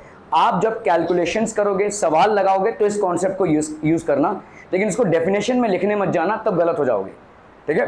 देखो मैं आपको बता रहा हूं, ये सिर्फ खुफिया तौर पे आप इसको यूज करो, रियल और वर्चुअल, क्योंकि रियल और वर्चुअल का एक्चुअल में जो डेफिनेशन आपको मिलेगा बुक्स में और जो आपको लिखना भी है उसको आप कोरिलेट नहीं कर पाएंगे, क्योंकि रियल इमेज क्या है जिसको आप स्क्रीन में कैप्चर कर सको, वर्चुअल इमेज क्या है जिसको आप स्क्रीन में कैप्चर ना कर सको, ये डेफिनेशन है, ठीक है। What is a virtual image? That which you can not capture on a screen. What is a real image? That which you can capture on a screen. अभी इस पे आप कंफ्यूज होंगे, ठीक है। तो डेफिनेशन वाइज अगर आप देखोगे भाई साहब, डेफिनेशन वाइज रियल इमेज क्या है? Real image is basically what? Image that can be captured, image that can be captured on a screen, ठीक है। और भाई साहब वर्चुअल इमेज क्या है? what is a virtual image? ठीक है, image that cannot be captured on a screen, image that cannot be captured on a screen। अभी ये बड़ा सा वेग सा डेफिनेशन है, और इसको देखो जैसे आप अपने किसी मिरर के सामने खड़े हो, आप आगे जा रहे हो, पीछे जा रहे हो, इसको आप कैसे कैप्चर करोगे, ठीक है। लेकिन अगर आप मोबाइल लेकर आप सामने हुए तो आप स्क्रीन पे कैप्चर कर रहे हो, इसका मतलब क्या हुआ? ये रिफ्लेक्शन जो है वो मोबाइल के अंदर बन रहा है, रियल इमेज को आप कैप्चर कर रहे हो, ठीक है। तो ये थोड़ा सा वेग डेफिनेशन हो जाता है, लेकिन डेफिनेशन की अंडरस्टैंडिंग आप बेसिकली सवालों में अप्लाई नहीं कर पाते हो। अभी ये क्या कैप्चर है और क्या कैप्चर नहीं है, ये आप सवालों में कैसे अप्लाई करोगे, ठीक है। तो सवालों में अगर अप्लाई करना है, इसको लिखना मतलब आंसर्स में मत लिखना भाई साहब, ठीक है। आंसर्स में मत लिखना, तब आप गलत हो जाओगे, क्योंकि आगे चल के आप देखोगे इसका भी उल्टा होता है, ठीक है। तो फिलहाल के लिए रियल और वर्चुअल मतलब होता क्या है, ठीक है। इमेज, इसको आंसर्स में कभी भी मत लिखना, image formed in front of the mirror, in front of the mirror is known as real, इसको अपन बोलेंगे real. And image formed behind the mirror, image formed behind the mirror is known as virtual, ठीक है। Image जो आपका mirror के सामने बनता है उसको अपन बोलते हैं रियल, और इमेज जो आपके मिरर के पीछे बनता है उसको अपन क्या बोलते हैं? Virtual. Are we clear on the real and virtual part people? ये सिर्फ अप्लाई करना है, डेफिनेशन याद करके इसको नहीं लिखना है, डेफिनेशन वाइज ये लिखना है, ठीक है। रियल इमेज क्या है भाई साहब? जिसको आप इमेज पे स्क्रीन पे कैप्चर कर सकें, और वर्चुअल इमेज क्या है? जिसको आप स्क्रीन पे कैप्चर ना कर सके। डेफिनेशन वाइज ये लिखना है, अंडरस्टैंडिंग वाइज इसको अप्लाई करना है, ठीक है। क्लियर है? ओके। सो अभी हम बात करेंगे स्पेरिकल मिरर्स की। तो पहली बात तो ये आ कहां से रहा है? स्पेरिकल मतलब किसी स्फीयर से आ रहा है, ठीक है। अभी ये कोई स्फीयर है, इसका आपने ऐसे काट दिया, ठीक है, तो एक बन गया ये, जैसे हम लोग, ये आपका एक स्फीयर है, this is basically a sphere, इसका इतना हिस्सा आपने काटा, ठीक है। तो आपने भाई साहब इसको बाहर लाया, ठीक है, इसका इतना हिस्सा बाहर लाया। अभी आपने भाई साहब अगर इसको इधर पेंटिंग कर दी तो आपका भाई साहब ओपेक सरफेस कौन सा बन गया? ये हो गया आपका ओपेक सरफेस, और ये क्या हो गया आपका? Reflecting surface. ये जो रिफ्लेक्टिंग सरफेस हुआ, इस टाइप के इमेज को अपन, इस टाइप के मिरर को अपन क्या बोलेंगे? Concave mirror. ये हो गया आपका भाई साहब कॉनकेव मिरर, ठीक है। अगर आपने पेंटिंग इधर ना करके इधर कर दी तो क्या हो जाएगा बोलो भाई साहब? तो आपका किस तरीके का दिखेगा? ये आपने इधर कर दी तो अभी आपका इस तरीके का दिखेगा, है ना। तो ये वाला आपका क्या हो गया? This will B now the OPEC surface and this will be the reflecting surface. तो ये कौन सा मिरर हो जाएगा भाई साहब? कॉन्वेक्स मिरर, ठीक है, कॉन्वेक्स मिरर। तो आप देखोगे दोनों भी कॉनकेव हो या convex, they were once a part of a glass sphere. एक ग्लास स्फीयर के दोनों भी पार्ट हैं, है ना। एक ग्लास स्फीयर से आपने एक टुकड़ा काटा, एक टुकड़ा काटने के बाद एक साइड में पेंट किया तो वो क्या बन गया? डिपेंड करता है किस साइड आपने पेंट किया है। अगर इस साइड आपने पेंट किया है तो आपको क्या मिल रहा है? कॉनकेव मिरर मिल रहा है। अगर इस साइड आपने पेंट किया है, ठीक है, तो ये जो रिफ्लेक्टिंग सरफेस है ये साइड आ रहा है, तो ये आपको क्या मिल रहा है, convex mirror. Are we clear to this one people, हम समझ में आता है ये, ठीक है, ओके। तो स्पेरिकल मिरर्स भाई साहब किसी स्फीयर से ही बनते हैं। स्फीयर मतलब एक बॉल है, ग्लास का बॉल है, ठीक है, उसमें से आपने एक टुकड़ा काटा है, एक स्फीयर है ग्लास का, उसमें से आपने एक टुकड़ा काटा है और एक साइड में पेंट किया है, ठीक है, okay. Let's look at this people. हम स्पेरिकल मिरर्स आपके दो टाइप के होते हैं, एक हो गया आपका कॉन्वेक्स मिरर और दूसरा हो गया आपका concave mirror, convex and concave, ठीक है, okay. Let's look at this people. हम ये आपका हो गया भाई साहब रिफ्लेक्टिंग सरफेस, ठीक है, ये हो गया आपका कॉनकेव। ठीक से आपको दिख नहीं रहा होगा लेकिन कॉनकेव मिरर ऐसे दिखेगा, देखो डिश की तरह इस तरह से दिखेगा, यहाँ पे पेंटिंग है, ठीक है, ऐसा आपको जो मिरर दिखता है उसको अपन क्या बोलते हैं, कॉनकेव मिरर। जब आप इसको ड्रॉ करते हैं तो आप ऐसे ड्रॉ करते हैं भाई साहब, ठीक है। ये देखो अगर आपको एक सिंपल सा एग्जांपल दूं तो एक चम्मच को उठाओ, चम्मच भी आपका क्या है, रिफ्लेक्टिंग सरफेस ही है। हाँ, मिरर की तरह उतना एफिशिएंट नहीं है, लेकिन चम्मच का ये वाला जो हिस्सा है, ठीक है, चम्मच अगर आपने उठाया तो ये वाला जो हिस्सा है इसको अपन क्या बोलेंगे, कॉनकेव, और ये वाला जो हिस्सा है इसको अपन क्या बोलेंगे, कॉन्वेक्स। और आप अपने आप को दोनों तरफ से देखने की कोशिश करो, इधर से भी और इधर से भी, आप अलग दिखोगे, ठीक है, इधर से आप अलग दिखोगे और इधर से आप अलग दिखोगे, क्योंकि कॉनकेव सरफेस से अलग टाइप का रिफ्लेक्शन होता है और कॉन्वेक्स सरफेस से अलग टाइप का रिफ्लेक्शन होता है, और इसके बारे में हम विस्तारित रूप से अभी पढ़ेंगे, ठीक है, ओके। सो आपका भाई साहब यहाँ पे क्या हो गया, स्पेरिकल मिरर्स दो टाइप के हो गए, कॉन्वेक्स मिरर और कॉनकेव। देखो सिंपल मिरर्स में कोई ज़्यादा जानने का है नहीं इसमें, ठीक है। आप अगर सिंपल प्लेन मिरर्स रोजमर्रा की ज़िंदगी में इस्तेमाल करते हो और छोटा मोटा पार्ट आपने लोअर स्टैंडर्ड्स में आपने पढ़ ही रखा है प्लेन मिरर्स के बारे में। All you need to know in this chapter is about spherical mirrors. इसमें काफ़ी सारे सवाल आपके बनते हैं, तो इसको ठीक से समझ लीजिएगा। अगर मैं बोलूँ तो असली में जो लाइट की पढ़ाई है ये यहाँ से शुरू हो रही है, ठीक है, ओके। तो ये हो गया आपका कॉनकेव मिरर और इधर हो गया भाई साहब आपका कॉन्वेक्स मिरर, ठीक है। तो आपने देखो एक स्फीयर का पार्ट लिया, काट दिया, ये ग्लास से बना हुआ स्फीयर है, स्फीयर मतलब अंदर ग्लास नहीं है, सिर्फ भाई साहब ऊपर ही सरफेस पे ग्लास है। इसको आपने एक टुकड़ा काटा, ठीक है, इस टुकड़े को काटने के बाद आपने इधर पेंटिंग कर दी, तो ये क्या बन गया भाई साहब आपका convex mirror. This will become a convex mirror, ठीक है। अभी आपने इस साइड से काटा और इस साइड में क्या किया भाई साहब, इधर पेंटिंग कर दी, तो ये क्या बन जाएगा आपका concave mirror. This will basically form the concave mirror. समझ में आ रहा है? तो ये वाला जो टुकड़ा आपने काटा है, ठीक है, तो इसका इस साइड पेंट किया है आपने, ये क्या हो गया आपका कॉन्वेक्स मिरर, और ये वाला क्या हो गया आपका कॉनकेव मिरर। क्या इतना समझ में आ रहा है? एक ग्लास का बॉल लिया है आपने, दो टुकड़े कर दिए हैं ऐसे, दो टुकड़ों में एक साइड में अंदर से पेंटिंग की तो ये बन गया आपका कॉनकेव मिरर, एक साइड में बाहर से पेंटिंग की तो ये क्या बन गया आपका कॉन्वेक्स मिरर, ठीक है, क्लियर है? Okay okay okay, any question still here? तो देखो रिफ्लेक्टिंग सरफेस ये हो गया, ओपेक सरफेस ये हो गया, इसमें भाई साहब आपका रिफ्लेक्टिंग सरफेस ये हो गया, ओपेक सरफेस ये हो गया, ठीक है, ठीक है, क्लियर है, क्लियर है, क्लियर है पीपलम? Okay okay okay. तो आपका भाई साहब ये लाइट आएगा, अभी जब लाइट इसमें आएगा तो क्या हो जाएगा, जैसे डिस्पर्स होगा, लाइट आके डिस्पर्स हो जाएगा, डाइवर्जिंग मिरर हो गया ये। This will be basically a diverging mirror, ठीक है। ये लाइट आया भाई साहब ऐसे फैल गया, ठीक, this will be a diverging mirror, ठीक है। ये आपका क्या हो जाएगा भाई साहब, कन्वर्जिंग मिरर। आप देखोगे लाइट यहां पे क्या हो गया है, कन्वर्ज हो गया है। तो कॉनकेव मिरर को अपन दूसरा नाम से क्या जानते हैं, कन्वर्जिंग मिरर। कॉन्वेक्स मिरर का दूसरा नाम क्या हो जाएगा भाई साहब, डाइवर्जिंग मिरर, ठीक है। क्योंकि इस पे जब लाइट आएगा ये और फैल जाएगा, ठीक है, ऐसा लाइट आया किसी कॉन्वेक्स मिरर पे तो और फैल जाएगा, ठीक है, और अगर कॉनकेव मिरर पे आया तो भाई साहब सिमट जाएगा एक जगह पे, कॉनकेव मिरर। अगर आप कोई कॉनकेव मिरर लेते हैं और एक माचिस की तीली रखते हैं यहाँ पे, ठीक है, माचिस की तीली की जो मुंडी है वो यहाँ पे रखते हैं, कुछ देर बाद वो अपने आप जल उठेगा फट से, आप बिना घिसके ही वो अपने आप जल उठेगा, ठीक है।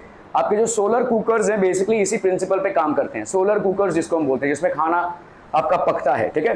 तो उसमें होगा क्या, आपके ऐसा एक बड़ा सा मिरर रहेगा और वो सनलाइट को कैप्चर करेगा और इसमें बीच में यहाँ पे कुकर रहेगा, तो सारा सनलाइट जो है तो यहाँ पे कन्वर्ज हो जाएगा और उससे खाना पक जाएगा, that is called solar cooker. अगर आप देखोगे होटल्स में इतने गेस्ट आते हैं कि उनको बार बार गीजर से गर्म पानी देना बहुत मुश्किल होता है और काफी बिल भी आता है, तो ज्यादा करके होटल्स में आप देखोगे ऐसा अरेंजमेंट रहता है ऊपर, ठीक है, स्पेशली कोल्ड एरियाज में। तो ऊपर भाई साहब ऐसे टंकियां लगी होती हैं और ऐसे सोलर पैनल्स लगे होते हैं, तो ये सोलर पैनल से क्या होता है भाई साहब, हीट को ऑब्जॉर्व करके पानी को गर्म किया जाता है और 24 घंटे भाई साहब गर्म पानी मिल रहा है, जहाँ पे आपका एक पैसे का खर्च नहीं होता है, ठीक है। हाँ, जो आपका सोलर पैनल्स है उनका मेंटेनेंस का खर्च होता होगा, लेकिन इलेक्ट्रिसिटी में आपका कोई खर्च नहीं होता है, ठीक है, दैट इज द कॉन्सेप्ट। मतलब जिस चीज को आपको गर्म करना है उसको बीच में रखो, इसके फोकस में, यहाँ पे भाई साहब पूरा रेस कन्वर्ज हो जाएगा तो वो अपने आप गर्म हो जाएगा। यहाँ पे अगर आपने अंडा रख दिया तो वो ऑमलेट बन जाएगा, अपने आप बन जाएगा, ठीक है, that is how heated it will B, ठीक है। कन्वर्जिंग मिरर समझ में आ रहा है। तो कॉन्वेक्स मिरर का दूसरा नाम क्या हो गया भाई साहब, डाइवर्जिंग मिरर, और कॉन्केव मिरर का दूसरा नाम क्या हो गया भाई साहब, कन्वर्जिंग मिरर। क्लियर है, क्लियर है, क्लियर है, क्लियर है। कॉमन टर्म्स यहाँ पे हो गया, ट्रांसपेरेंट स्फीयर है भाई साहब आपका, इसमें आपने दोनों को काटा हुआ है यहाँ पे। तो देखो अगर आपने स्फीयर बनाया है तो सेंटर पे रख के ऐसे बना रहे हो कि नहीं, ये जो सेंटर होता है इसी को अपन क्या बोलते हैं, सेंटर ऑफ कर्वेचर, ठीक है। तो कॉन्वेक्स मिरर हो या कॉन्केव मिरर हो, सेंटर ऑफ कर्वेचर क्या है, जब ये कॉन्वेक्स या कॉन्केव मिरर किसी स्फीयर का पार्ट था, उस स्फीयर का जो सेंटर होता है, ये दोनों भी मिरर के लिए वो सेंटर ऑफ कर्वेचर हो जाएगा, ठीक है। तो centre of curvature is basically the centre of the sphere of which the concave और the convex mirror was once upon a time apart. समझ में आ रहा है। तो यहाँ पे आपने एक स्फीयर था, उस स्फीयर से आपने ये दो काट कर वैसा कॉन्केव या कॉन्वेक्स मिरर बनाया है, ठीक है। तो ये जो कॉन्केव या कॉन्वेक्स मिरर बनाया है, the centre of curvature of a mirror is the centre of the sphere of which the mirror is a part. तो उस सेंटर का भाई साहब पार्ट है ये, समझ में आ रहा है ये, ठीक है।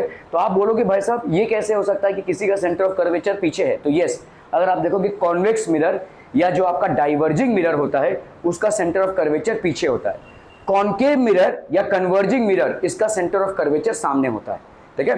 तो centre of curvature is basically the centre of the sphere of which the convex और the concave mirror form a part. समझ में आ रहा है ये, ठीक है, ओके। तो ये हो गया आपका सेंटर। तो आप भाई साहब इसको अगर उठाएंगे, अभी देखो ये वाला जो मिरर है, देखो इस मिरर का जो पॉइंट है ये वाला, इसको अपन क्या बोलते हैं, पोल, ठीक है। तो the geometric centre of the spherical surface of the mirror is called the pole of the mirror. आप देखो इधर से जाओ और इधर से जाओ, ठीक है, दोनों इक्वल डिस्टेंस कवर करके जहां पे मीट होते हो वो हो जाएगा आपका पोल, ज्योमेट्रिक सेंटर। ज्योमेट्रिक सेंटर मतलब क्या हो जाएगा, आप सेम स्पीड से, समझ लो दो चींटियां जा रही हैं सेम स्पीड से, तो ये भाई साहब जहां पे मिलेंगी वो हो जाएगा पोल, मतलब मिड पॉइंट बेसिकली। इसका ज्योमेट्रिक सेंटर या मिड पॉइंट हो जाएगा आपका pole. So the geometric centre of the spherical surface of the mirror, ये आपका कन्वर्जिंग में भी होगा, डाइवर्जिंग में भी होगा, कॉन्वेक्स लेंस में भी, कॉन्वेक्स मिरर में भी होगा और कॉन्केव मिरर में भी ये होगा, ठीक है, क्लियर है, ओके। प्रिंसिपल एक्सिस, अभी ये C हो गया सेंटर ऑफ कर्वेचर, ये P हो गया पोल, इन दोनों को जोड़ दोगे तो जो एक्सिस मिलता है आपको उसको अपन बोलते हैं principal axis. Principal axis is the line joining the pole to the centre of curvature even if we extend it, ठीक है। तो प्रिंसिपल एक्सिस क्या हो जाएगा भाई साहब, what will be principal axis, it is the straight line joining the pole of the mirror to its center of curvature, straight line joining the pole of the mirror to its center of curvature। radius of curvature क्या हो जाएगा भाई साहब, this distance between the pole and the center of curvature, that is known as the radius of curvature, ठीक है। what is the radius of curvature, radius of curvature is the of a mirror is the radius of the sphere of which the mirror is a part। तो जो sphere था उसका जितना radius था भाई, इस एक स्फीयर था, उस स्फीयर का ये पार्ट है, तो इस स्फीयर का जितना रेडियस था वही भाई साहब इसका रेडियस हो जाएगा। This will be known as radius of curvature. I want everyone to make a note of this. चलिए फटाफट फटाफट, क्विक क्विक एवरीवन। का ये वाला क्या हो जाएगा, centre of curvature. This will be basically what, pole. The line connecting centre of curvature and pole is known as principal axis, ठीक है। ये भाई साहब क्लियर है। अगर आपका यहाँ पे कॉन्वेक्स मिरर होता बच्चा पार्टी, तो कॉन्वेक्स मिरर कुछ ऐसे होगा, देखो कुछ दिक्कत नहीं है, ऐसा होगा कॉन्वेक्स मिरर, ठीक है। तो अभी आपका इसका भी यहाँ पे पोल मिलेगा आपको, अभी ऑब्वियसली इसका सेंटर ऑफ कर्वेचर किधर होगा, इधर होगा, ठीक है। ये वाला हो जाएगा इसका भाई साहब प्रिंसिपल एक्सिस, ठीक है। ये जो प्रिंसिपल एक्सिस है ऐसा नहीं है कि भाई साहब इधर तक ही सीमित रहेगा, आप इसको इधर भी खींच सकते हैं, इधर भी खींच सकते हैं। प्रिंसिपल एक्सिस ये है, ठीक है। यहाँ पे भी भाई साहब इसको आप इधर भी खींच सकते हैं और इधर भी खींच सकते हैं, you can take it beyond, ठीक है, क्लियर है, समझ में आ रहा है ये। तो प्रिंसिपल एक्सिस कॉन्वेक्स मिरर का कुछ ऐसा दिखेगा, कॉन्केव मिरर का आपको दिख ही रहा है यहाँ पे, ठीक है, क्लियर है। पोल मतलब समझ में आ गया, सेंटर जो ज्योमेट्रिक सेंटर होता है स्फेरिकल मिरर का वो होता है पोल, ठीक है। जो भाई साहब उसका मतलब व्हाटएवर वाज द कर्वेचर उस पे जो लगाते हैं इसको हम बोलते हैं सेंटर ऑफ कर्वेचर, क्लियर है। ये हो गया आपका रेडियस ऑफ कर्वेचर। तो अगर मैं इससे यहाँ पे इसको ज्वाइन करूं ये भी होगा आपका रेडियस, इससे यहां को ज्वाइन करूं तो ये भी होगा आपका रेडियस, इससे यहां को ज्वाइन करूं तो ये भी होगा रेडियस, ये भी होगा रेडियस और ये भी होगा आपका रेडियस, सबके सब आपके रेडियस हो जाएंगे। ठीक है, क्लियर है? ये सबका नोट डाउन करके हो गया भाई साहब? ओके ओके ओके, चलिए चलते हैं भाई साहब। अभी हम आते हैं कॉनकेव मिरर पे। ठीक है, ये हो गया आपका कॉनकेव मिरर। कॉनकेव मिरर का ये क्या हो गया बोलो? Centre of curvature. This will B centre of curvature. और ये हो गया आपका क्या? पोल। इन दोनों लाइनों को या इन दोनों पॉइंट्स को ज्वाइन करता है, उसको अपन क्या बोलते हैं? Principal axis. The line joining the centre and the pole is known as the principal axis. ठीक है, ये आपके भाई साहब रेज ऑफ लाइट हो गए। ठीक है, these are rays of light. Once the rays of light fall on this, तो बाकी सब कहां से जाएंगे भाई साहब? फोकस से जाएंगे। They all will pass through the focus. ठीक है, तो किसी कॉनकेव मिरर में जो रेज ऑफ लाइट पैरेलल होते हैं, after they strike the mirror they pass through the focus of the mirror. ये भाई साहब फोकस से जाएंगे। समझ में आ रहा है ये? ठीक है, तो प्रिंसिपल फोकस हो गया ये भाई साहब। ठीक है, okay. So a concave mirror, the reflected rays meet at a point F on the principal axis. This point is called the focus of the concave mirror. तो focus अपन किसको बोलेंगे? After reflection, a set of parallel rays from a concave mirror meet up at a point or pass through a common point which is known as the focus. ठीक है? Parallel rays of light after reflection from a concave mirror meet up at a point on the principal axis which is known as the principal focus of the mirror. ठीक है, principal focus of the concave mirror. Convex mirror क्या हो जाएगा भाई साहब आपका? convex mirror ये हो गया आपका convex mirror. तो ये they rays of light get reflected and they appear to pass from the focus. They appear to pass from the focus. यहाँ पे आपका देखो, आपको अच्छी तरह से मालूम है रिफ्लेक्टिंग सरफेस ये है, इधर वाला सरफेस क्या है आपका? ओपेक है। तो लाइट तो भाई साहब इधर से आ रही है और इधर ही जाएगी। ठीक है, तो लाइट भाई साहब ऐसे चली गई। अभी इसी को अगर हम पीछे की तरफ खींचे तो यहाँ पे आपका क्या हो रहा है? फोकस। ठीक है, so parallel rays of light after reflection through a convex mirror appear to pass through a point behind the mirror. Appear to, pass नहीं कर रहे हैं, appear to pass through a point behind the mirror, that is known as the focus of the mirror. ठीक है, that is known as the focus of the mirror. So हम यहाँ पे बोल सकते हैं भाई साहब क्या? ठीक है, अ convex mirror, in a convex mirror the reflected rays do not meet at any point but they appear to, ठीक है, they appear to, ऐसा लगता है कि वो वहां से आ रहे हैं, to come from a point F on the principal axis behind the mirror. This point is called the focus of the convex mirror. तो यहां पे देखो आपका कॉन्केव मिरर का जो फोकस है वो क्या हो जाएगा? It will be a real focus. ठीक है, और कॉन्वेक्स मिरर का मैंने आपको पहले भी बताया है, शॉर्ट फॉर्म में इतना याद रखो कि भाई साहब जो भी चीज आपके मिरर के पीछे रहेगी वो वर्चुअल हो जाएगी। सो यहाँ पे कॉन्वेक्स मिरर का भाई साहब, कॉन्वेक्स मिरर का जो फोकस होगा वो क्या हो जाएगा? Virtual focus. This will be a virtual focus. क्या ये समझ में आ रहा है बच्चा party? Please make a note of this. ये दोनों भी जल्दी जल्दी जल्दी, फटाफट फटाफट, quick quick.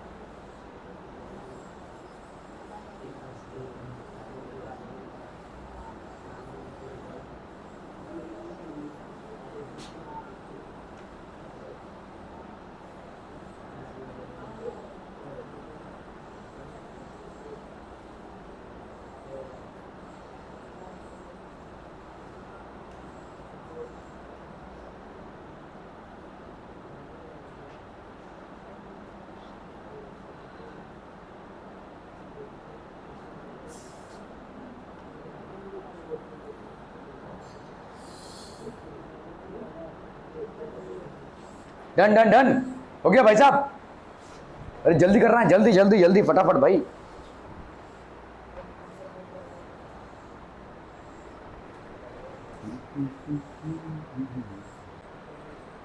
Okay, so concave mirror, convex mirror, are we clear about this? ठीक है, कॉनकेव मिरर और कॉन्वेक्स मिरर में किस तरह से फोकस बनता है? तो फोकस भाई साहब आपका कॉन्वेक्स मिरर का पीछे होता है, कॉनकेव मिरर का आगे होता है। Parallel rays of light after reflection from a concave mirror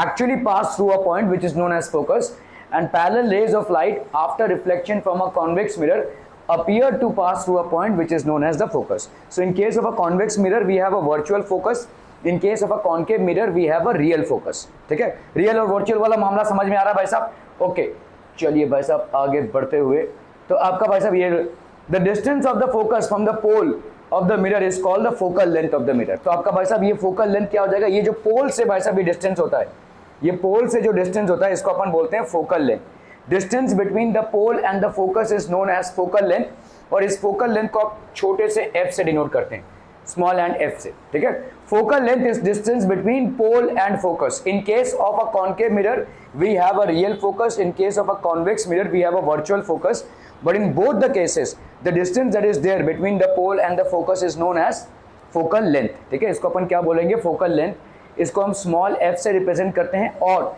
इसका स्टैंडर्ड यूनिट होता है मीटर। हालांकि ज़्यादा करके सवालों में आपको सेंटीमीटर में दिया रहेगा, लेकिन उसको आपको मीटर में कन्वर्ट करना रहेगा। ठीक है, क्लियर है? ओके, तो ये जो आपको दिख रहा है यहाँ पे देखो, ये वाला लेंथ प्रिंसिपल, ये आपका भाई साहब फोकस और पोल के बीच में, ठीक है, फोकल लेंथ, फोकस और पोल के बीच में, ये हो गया आपका focal length. So this is basically the focal length. Okay okay okay, ठीक है, तो फोकल लेंथ भाई साहब क्या हो जाएगा आपका? ये याद रखो, focal length is always half of radius of curvature.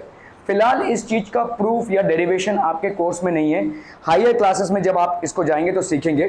तो आप बोल सकते हैं भाई साहब radius of curvature is twice of focal length, और focal length is equal to radius of curvature upon 2, और ये दोनों पे ही एप्लीकेबल होगा, दोनों मिरर्स पे एप्लीकेबल होगा, कॉनकेव पे भी और कॉन्वेक्स पे भी। It will be applicable on both the mirrors, that is concave and convex. Clear? Are we clear on this one people? Okay okay okay, find the focal length of a convex mirror whose radius of curvature is 32 centimetre. आपको भाई साहब यहाँ पे पूछा है radius of curvature कितना दिया हुआ है? 32 सेंटीमीटर। आपको फोकल लेंथ फाइंड आउट करना है। ठीक है, ओके, फोकल लेंथ कितना हो जाएगा कॉन्वेक्स मिरर का भाई साहब? Focal length this will be equal to r/2, ये हो जाएगा आपका 32/2, दैट इज 16 सेंटीमीटर। ठीक है, दिस विल बी 16 सेंटीमीटर। ठीक है, so radius of curvature is, तो फोकल लेंथ कितना हो जाएगा? r/2, that is 32/, focal length of convex mirror is 16 centimetre. ठीक है, okay, the focal length of a spherical mirror is 20 centimetre. What is the radius of curvature? भाई साहब 20 centimetre focal length दिया हुआ है, तो आपका फोकल लेंथ बाय 2 क्या होता है? Radius of curvature. तो what is the radius of curvature? गलत लिखा भाई साहब, फोकल लेंथ क्या होता है? रेडियस अपॉन 2, है ना? तो रेडियस क्या हो जाएगा भाई साहब? ट्वाइस ऑफ फोकल लेंथ, तो that will be 2 into 20 centimetre, that is how much? 40 centimetres, that will be 40 centimetres. ठीक है, तो आपका रेडियस ऑफ कर्वेचर कितना हो जाएगा? Radius of curvature will be 2 into 20, that is 40 centimetre. Radius of curvature of the spherical mirror is how much? 40 centimetres. Clear है? Okay okay okay,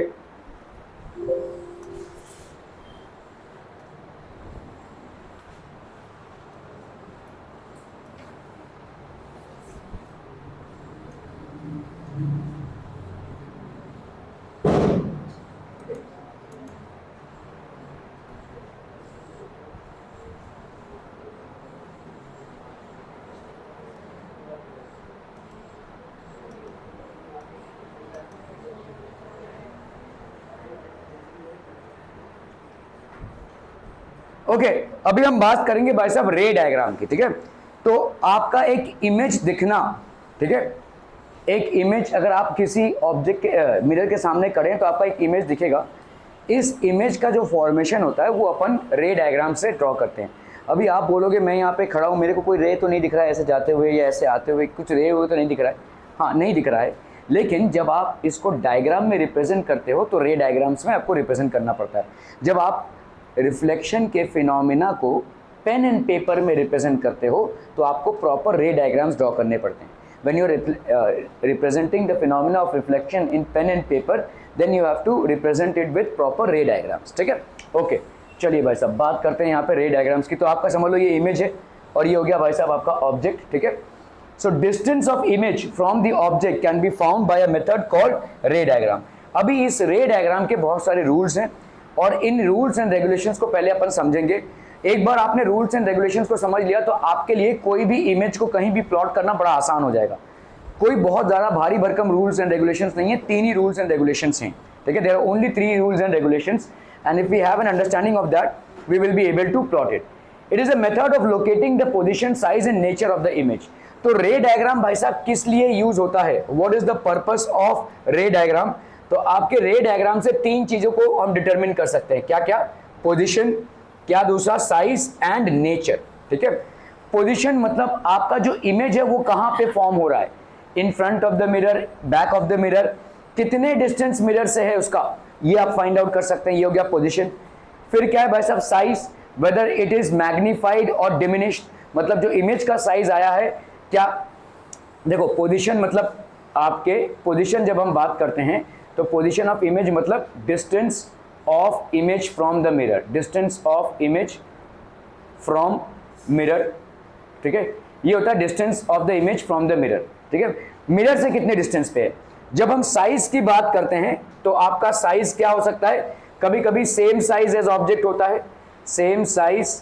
ठीक है, कभी कभी मैग्नीफाइड मतलब आपका जो इमेज है वो ऑब्जेक्ट से ज्यादा है, और कभी कभी डिमिनिश्ड मतलब आपका जो इमेज है उसका साइज ऑब्जेक्ट से छोटा है। ठीक है, क्लियर है। एंड नेचर, नेचर मतलब आपका क्या हो जाएगा भाई साहब, आपका रियल है या वर्चुअल। रियल और वर्चुअल, रियल कब होता है भाई साहब, आपका जब मिरर के सामने इमेज फॉर्म हो तो उसको अपन रियल बोलते हैं, और अगर मिरर के पीछे फॉर्म हो रहा है तो उसको अपन बोलते हैं वर्चुअल। तो इमेज के जो ये तीनों कैरेक्टरिस्टिक्स हैं, इमेज के जो तीनों कैरेक्टरिस्टिक्स हैं, ये आप भाई साहब किससे फाइंड आउट कर सकते हैं, रे डायग्राम से। ठीक है, ray diagram is a convenient method to find out the position, size and nature of images form. Position, whether at what distance from the mirror is the object or the rather the image formed. ठीक है, what is the size of the image and what is the nature of the image, whether the size is of the same size as the object, whether it is magnified or whether it is। अच्छा, nature में एक और चीज आती है, nature में एक और चीज आती है भाई साहब, इरेक्ट और इन्वर्टेड। इरेक्ट और इन्वर्टेड ये भी आती है भाई साहब, कि भाई साहब सीधा है मतलब ये ऑब्जेक्ट है तो उसका इमेज अगर ऐसे आया होगा तो उसको अपन बोलेंगे इन्वर्टेड, और अगर ऐसे ही आया होगा तो बोलेंगे इरेक्ट। ठीक है, ये लिख लीजिए भाई साहब फटाफट फटाफट, क्विक क्विक क्विक एवरीवन, जल्दी जल्दी जल्दी फटाक से। ठीक है, so it is a method of locating the position, size and nature of the image. तो आप इससे पोजीशन, साइज और नेचर ऑफ द इमेज को प्रेडिक्ट कर सकते हैं। ठीक है, इसको बंद कर देना, वो जो नहीं ऊपर का जो काले तार के साथ स्विच है ना, हाँ हाँ ठीक है, ओके चलिए भाई साहब इसको अगर करते हैं अपन तो एक देखिए मैग्नीफाइड इमेज है, तो यहाँ पे आप देखो इसके हाथ का साइज देखो and look at this size. ठीक है, सो ये आपका क्या हो गया, magnified image. This is basically a bigger version of the image form. ठीक है, ऑब्जेक्ट का बिगर वर्जन दिख रहा है आपको। इन्वर्टेड इमेज, कभी कभी आपका जो इमेज है तो जैसे चम्मच में अगर आप अपना देखो, अपने आप को देखने की कोशिश करोगे तो ऐसा उल्टा दिखोगे, this is called an inverted image, this is called an inverted image. सो ये सब इमेज के कैरेक्टरिस्टिक्स हैं। तो आप देखोगे भाई साहब पूरा ऑब्जेक्ट जो है भाई साहब एक छोटे से चम्मच के टुकड़े में आ गया है, तो उसको अपन क्या बोलेंगे, डिमिनिश्ड साइज। यहाँ पे आपका साइज क्या हो गया, डिमिनिश्ड हो गया है। ठीक है, ऑब्जेक्ट आपका सेम, इमेज जो है वो सेम साइज एज ऑब्जेक्ट हो सकता है, डिमिनिश्ड साइज हो सकता है या मैग्नीफाइड हो सकता है। ठीक है, इसी तरह से आपका इमेज जो है वो अपराइट भी हो सकता है और इन्वर्टेड भी हो सकता है। इसी तरह से इमेज जो है वो आपका मैग्नीफाइड भी हो सकता है और डिमिनिश्ड भी हो सकता है। इसी तरह से भाई साहब इमेज आपका इरेक्ट भी हो सकता है और इन्वर्टेड भी हो सकता है। इरेक्ट मतलब, ठीक है, और इन्वर्टेड मतलब उल्टा। इसी तरह से इमेज का साइज जो है वो मैग्नीफाइड हो सकता है, मतलब बड़ा दिख रहा हो, या डिमिनिश्ड दिख रहा हो, छोटा दिख रहा हो। क्या है, समझ में आ रहा है भाई साहब? ठीक है, okay, so this is all about the nature. Basic diagram अगर आप देखोगे किस तरह से आपको डायग्राम्स ड्रॉ करने हैं। ठीक है, तो आप स्केल लोगे भाई साहब, पहले एक लाइन खींचोगे, ये हो गया आपका प्रिंसिपल एक्सिस, ठीक है, ये हो गया आपका प्रिंसिपल एक्सिस। अभी लेट से आपने 3 सेंटीमीटर पे एक पोल डाल दिया, ठीक है, और एक प्रोटेक्टर लिया आपने, ऐसा बना दिया, ठीक है, तो ये आपका क्या बन गया, this is basically a concave mirror. अगर आपने इधर से क्या किया, इधर से अगर आपने पेंटिंग की तो ये हो गया कॉन्वेक्स मिरर, इधर से अगर आपने किया तो ये हो गया कॉनकेव मिरर। ज्यादा करके आपके क्वेश्चंस बनेंगे कॉनकेव मिरर पे, ठीक है, कॉनकेव मिरर पे आपके क्वेश्चंस बनेंगे। कॉन्वेक्स का एक ही केस है जो आपको समझना है, कॉनकेव मिरर में मल्टीपल केसेस है जो आपको समझने हैं, ठीक है, ज्यादा करके आपका कॉनकेव मिरर पे ही आपका सवाल बनेगा, ठीक है। खैर, तो अभी हम यहाँ पे क्या बनाने की कोशिश कर रहे हैं, ऑब्वियसली कॉनकेव मिरर। तो ये क्या बन गया आपका कॉनकेव मिरर, क्योंकि इसकी जो पॉलिशिंग है वो इस तरफ है, सिल्वर पेंटिंग है वो इस तरफ है, ठीक है। Okay, let's start this people. तो ये हो गया आपका concave mirror. Let's say 2 centimetre पे आपका फोकल लेंथ है, तो आपका रेडियस ऑफ कर्वेचर कितने लेंथ पे हो जाएगा पिंकी? 2 सेंटीमीटर पे फोकल लेंथ है, श्रेया रेडियस ऑफ कर्वेचर कितने लेंथ पे हो जाएगा? अरे अभी तो पढ़ा भाई साहब आप लोगों ने, क्या मेमोरी है भाई साहब। यहाँ पे अभी आपने पढ़ा ना, focal length is radius of curvature upon 2, तो रेडियस ऑफ कर्वेचर क्या हो जाएगा 2 इंटू एफ। तो अगर आपने मान लिया इसका फोकल लेंथ 2 सेंटीमीटर है तो रेडियस ऑफ कर्वेचर कितना हो जाएगा 2 इंटू 2 दैट इज 4 सेंटीमीटर। तो आपका सेंटर ऑफ कर्वेचर कहां पे लाई करेगा 4 सेंटीमीटर पे, समझ में आ रहा है ये? तो आपका भाई साहब सेंटर ऑफ कर्वेचर कहां पे लाई करेगा, और 2 सेंटीमीटर पे ले जाओ तो ये आपका हो गया सेंटर ऑफ कर्वेचर। और कैसे सेंटर ऑफ कर्वेचर 4 हो गया, क्योंकि जो आपका रेडियस ऑफ कर्वेचर होता है वो क्या होता है, ट्वाइस ऑफ फोकल लेंथ होता है। Radius of curvature is twice of focal length, ठीक है, जो भी फोकल लेंथ आप लेंगे उसका ट्वाइस पे आपको centre of curvature, double distance पे आपको डालना पड़ेगा, ठीक है। Okay, so rules for making ray diagram. पहला रूल आपका क्या है, what is the first rule, ठीक है, a ray of light which is parallel to the principal axis of a concave mirror passes through its focus after reflection. कहीं पे भी object को रखो, कहीं पे भी, ठीक है, एनीवेयर, ठीक है, आपने समझ लो ऑब्जेक्ट को ऐसे रखा है, अभी इसकी मुंडी से आप एक रे ऑफ लाइट निकालोगे, ठीक है, और ये जाएगा भाई साहब सीधा फोकस से। सो रे ऑफ लाइट, अगर एक रे ऑफ लाइट है which is parallel to the principal axis, a ray of light parallel to the principal axis after reflection has to pass through the focus for a concave mirror. Same thing आपका convex mirror में भी होगा। अगर समझ लो convex mirror है, ठीक है, तो कॉन्वेक्स मिरर का ऑब्वियसली रिफ्लेक्टिंग सरफेस ये हो गया, ये हो गया समझ लो फोकस, इसके डबल डिस्टेंस पे क्या है भाई साहब आपका सेंटर ऑफ कर्वेचर। आपने यहाँ पे कोई ऑब्जेक्ट रखा, इस ऑब्जेक्ट की मुंडी से एक पैरेलल रे ऑफ लाइट निकाली, किस पे, प्रिंसिपल एक्सिस के पैरेलल, तो प्रिंसिपल एक्सिस के पैरेलल ये भाई साहब आपका रिफ्लेक्ट होगा, और ये रिफ्लेक्शन कहां से आ रहा होगा, फोकस से। So a ray of light which is parallel to the principal axis after reflection appears to be coming from the focus, ठीक है, a ray of light parallel to principal axis after reflection passes through the focus. In a concave mirror, a ray of light parallel to the principal axis after reflection passes through the focus. In a convex mirror, a ray of light parallel to the principal axis appears to be passing from the focus. क्या ये समझ में आ रहा है भाई साहब, ठीक है। ओके, सो ये हो गया आपका पहला रूल, ठीक है। सो अगर आपने भाई साहब ऑब्जेक्ट को कहीं पे भी रखा, इससे आपने एक रे ऑफ लाइट निकाला, ये रे ऑफ लाइट को क्या बोलेंगे अपन, इंसिडेंट रे, ठीक है, और मिरर पे स्ट्राइक करते हुए जो रे निकलता है उसको अपन क्या बोलते हैं, रिफ्लेक्टेड रे। तो ये हो गया आपका इंसिडेंट रे, after reflection it passes through the focus, तो ये हो गया आपका रिफ्लेक्टेड रे। ये वाला लिख लीजिए भाई साहब, ray of light which is parallel to the principal axis after reflection will pass through the focus. ये हो गया आपका पहला रूल।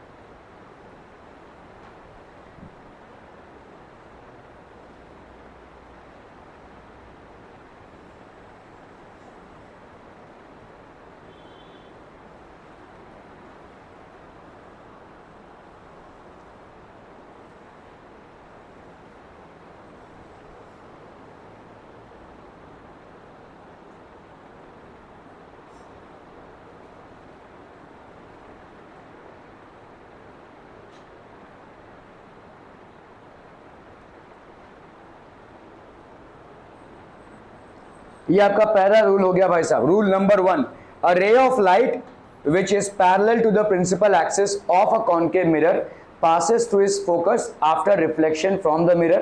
ठीक है। Rule number 2, a ray of light passing through the centre of curvature. अगर कोई रे ऑफ लाइट आपका सेंटर ऑफ कर्वेचर से पास कर रहा है तो भाई साहब उसी पाथ पे वापस आएगा, it will return in the same path. ठीक है।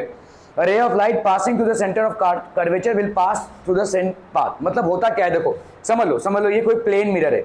ठीक है, ये कोई प्लेन मिरर है और इस पे अगर कोई लाइट ऐसे आ रहा है तो ऐसे जाएगा भाई साहब, है कि नहीं। समझो यहाँ पे आपने एक नॉर्मल ड्रॉ किया है, तो ये हो गया एंगल ऑफ इंसिडेंस और ये हो गया एंगल ऑफ रिफ्लेक्शन। आपको मालूम है एंगल ऑफ इंसिडेंस क्या होता है, एंगल ऑफ रिफ्लेक्शन के बराबर होता है। ठीक है, this is something that you know. अभी इस इंसिडेंट रे को भाई साहब यहाँ पे लेकर आओ, ये बना दो इसका इंसिडेंट रे, नॉर्मल को ही बना दो इंसिडेंट रे, तो ये रिफ्लेक्टेड रे क्या होगा, इसी पाथ पे होगा, है ना। तो कभी भी मिरर के, किसी भी मिरर के सरफेस पे अगर कोई रे ऑफ लाइट परपेंडिकुलर जा रहा है तो वो परपेंडिकुलर वापस भी आएगा। ठीक है, a ray of light which is perpendicular to the surface of the mirror will be reflected back on the same line. तो आपका ये रे ऑफ लाइट है, ये ऐसे आ रहा है तो ये वैसे वापस भी जाएगा। ठीक है, देखो जब भी हम सर्कल से, सेंटर से कोई भी रे को लेंगे तो ये हमेशा इस सरफेस पे परपेंडिकुलर होगा, ये भाई साहब इस सरफेस पे परपेंडिकुलर होगा, ये वाला भाई साहब इस सरफेस पे परपेंडिकुलर होगा।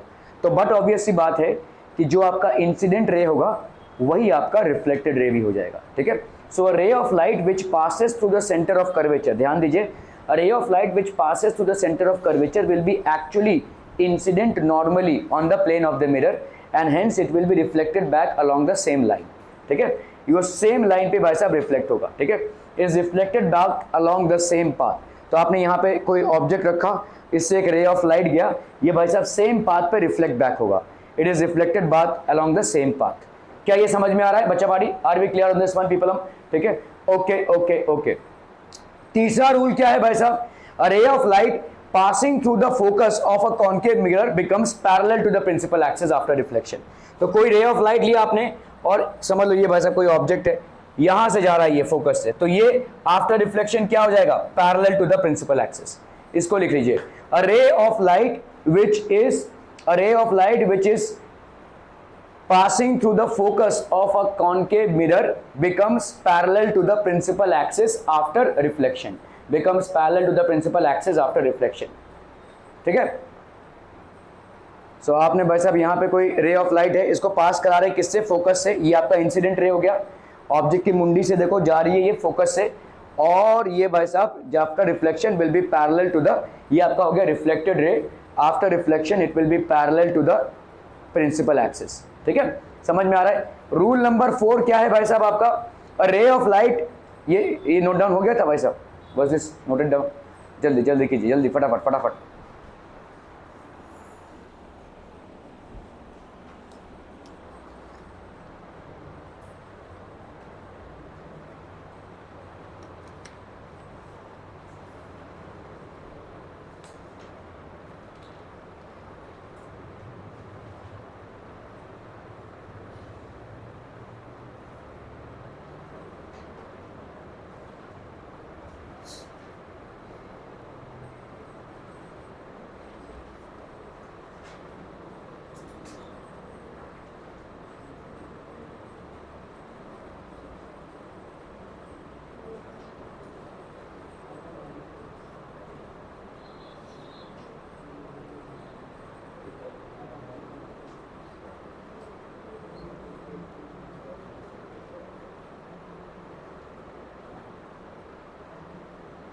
डन हो गया भाई साहब, ओके।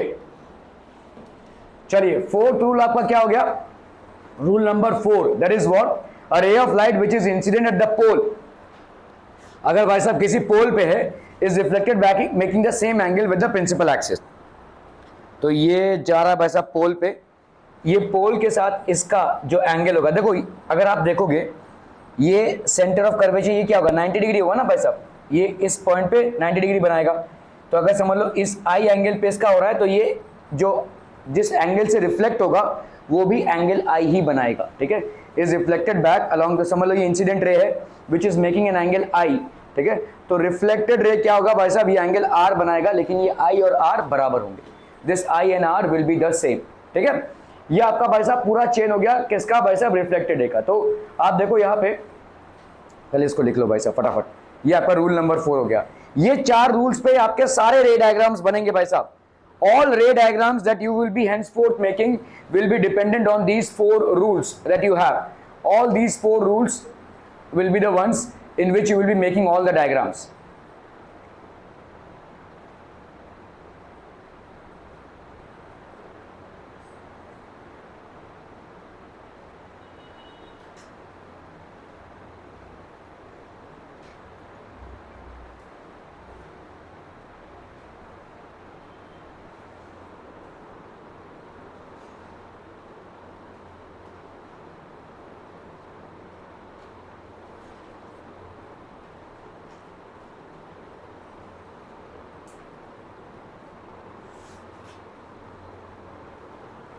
ठीक है, ओके ओके ओके। सो आपका देखो इंसिडेंट रे हो गया, ये passes through the focus parallel to the principal axis.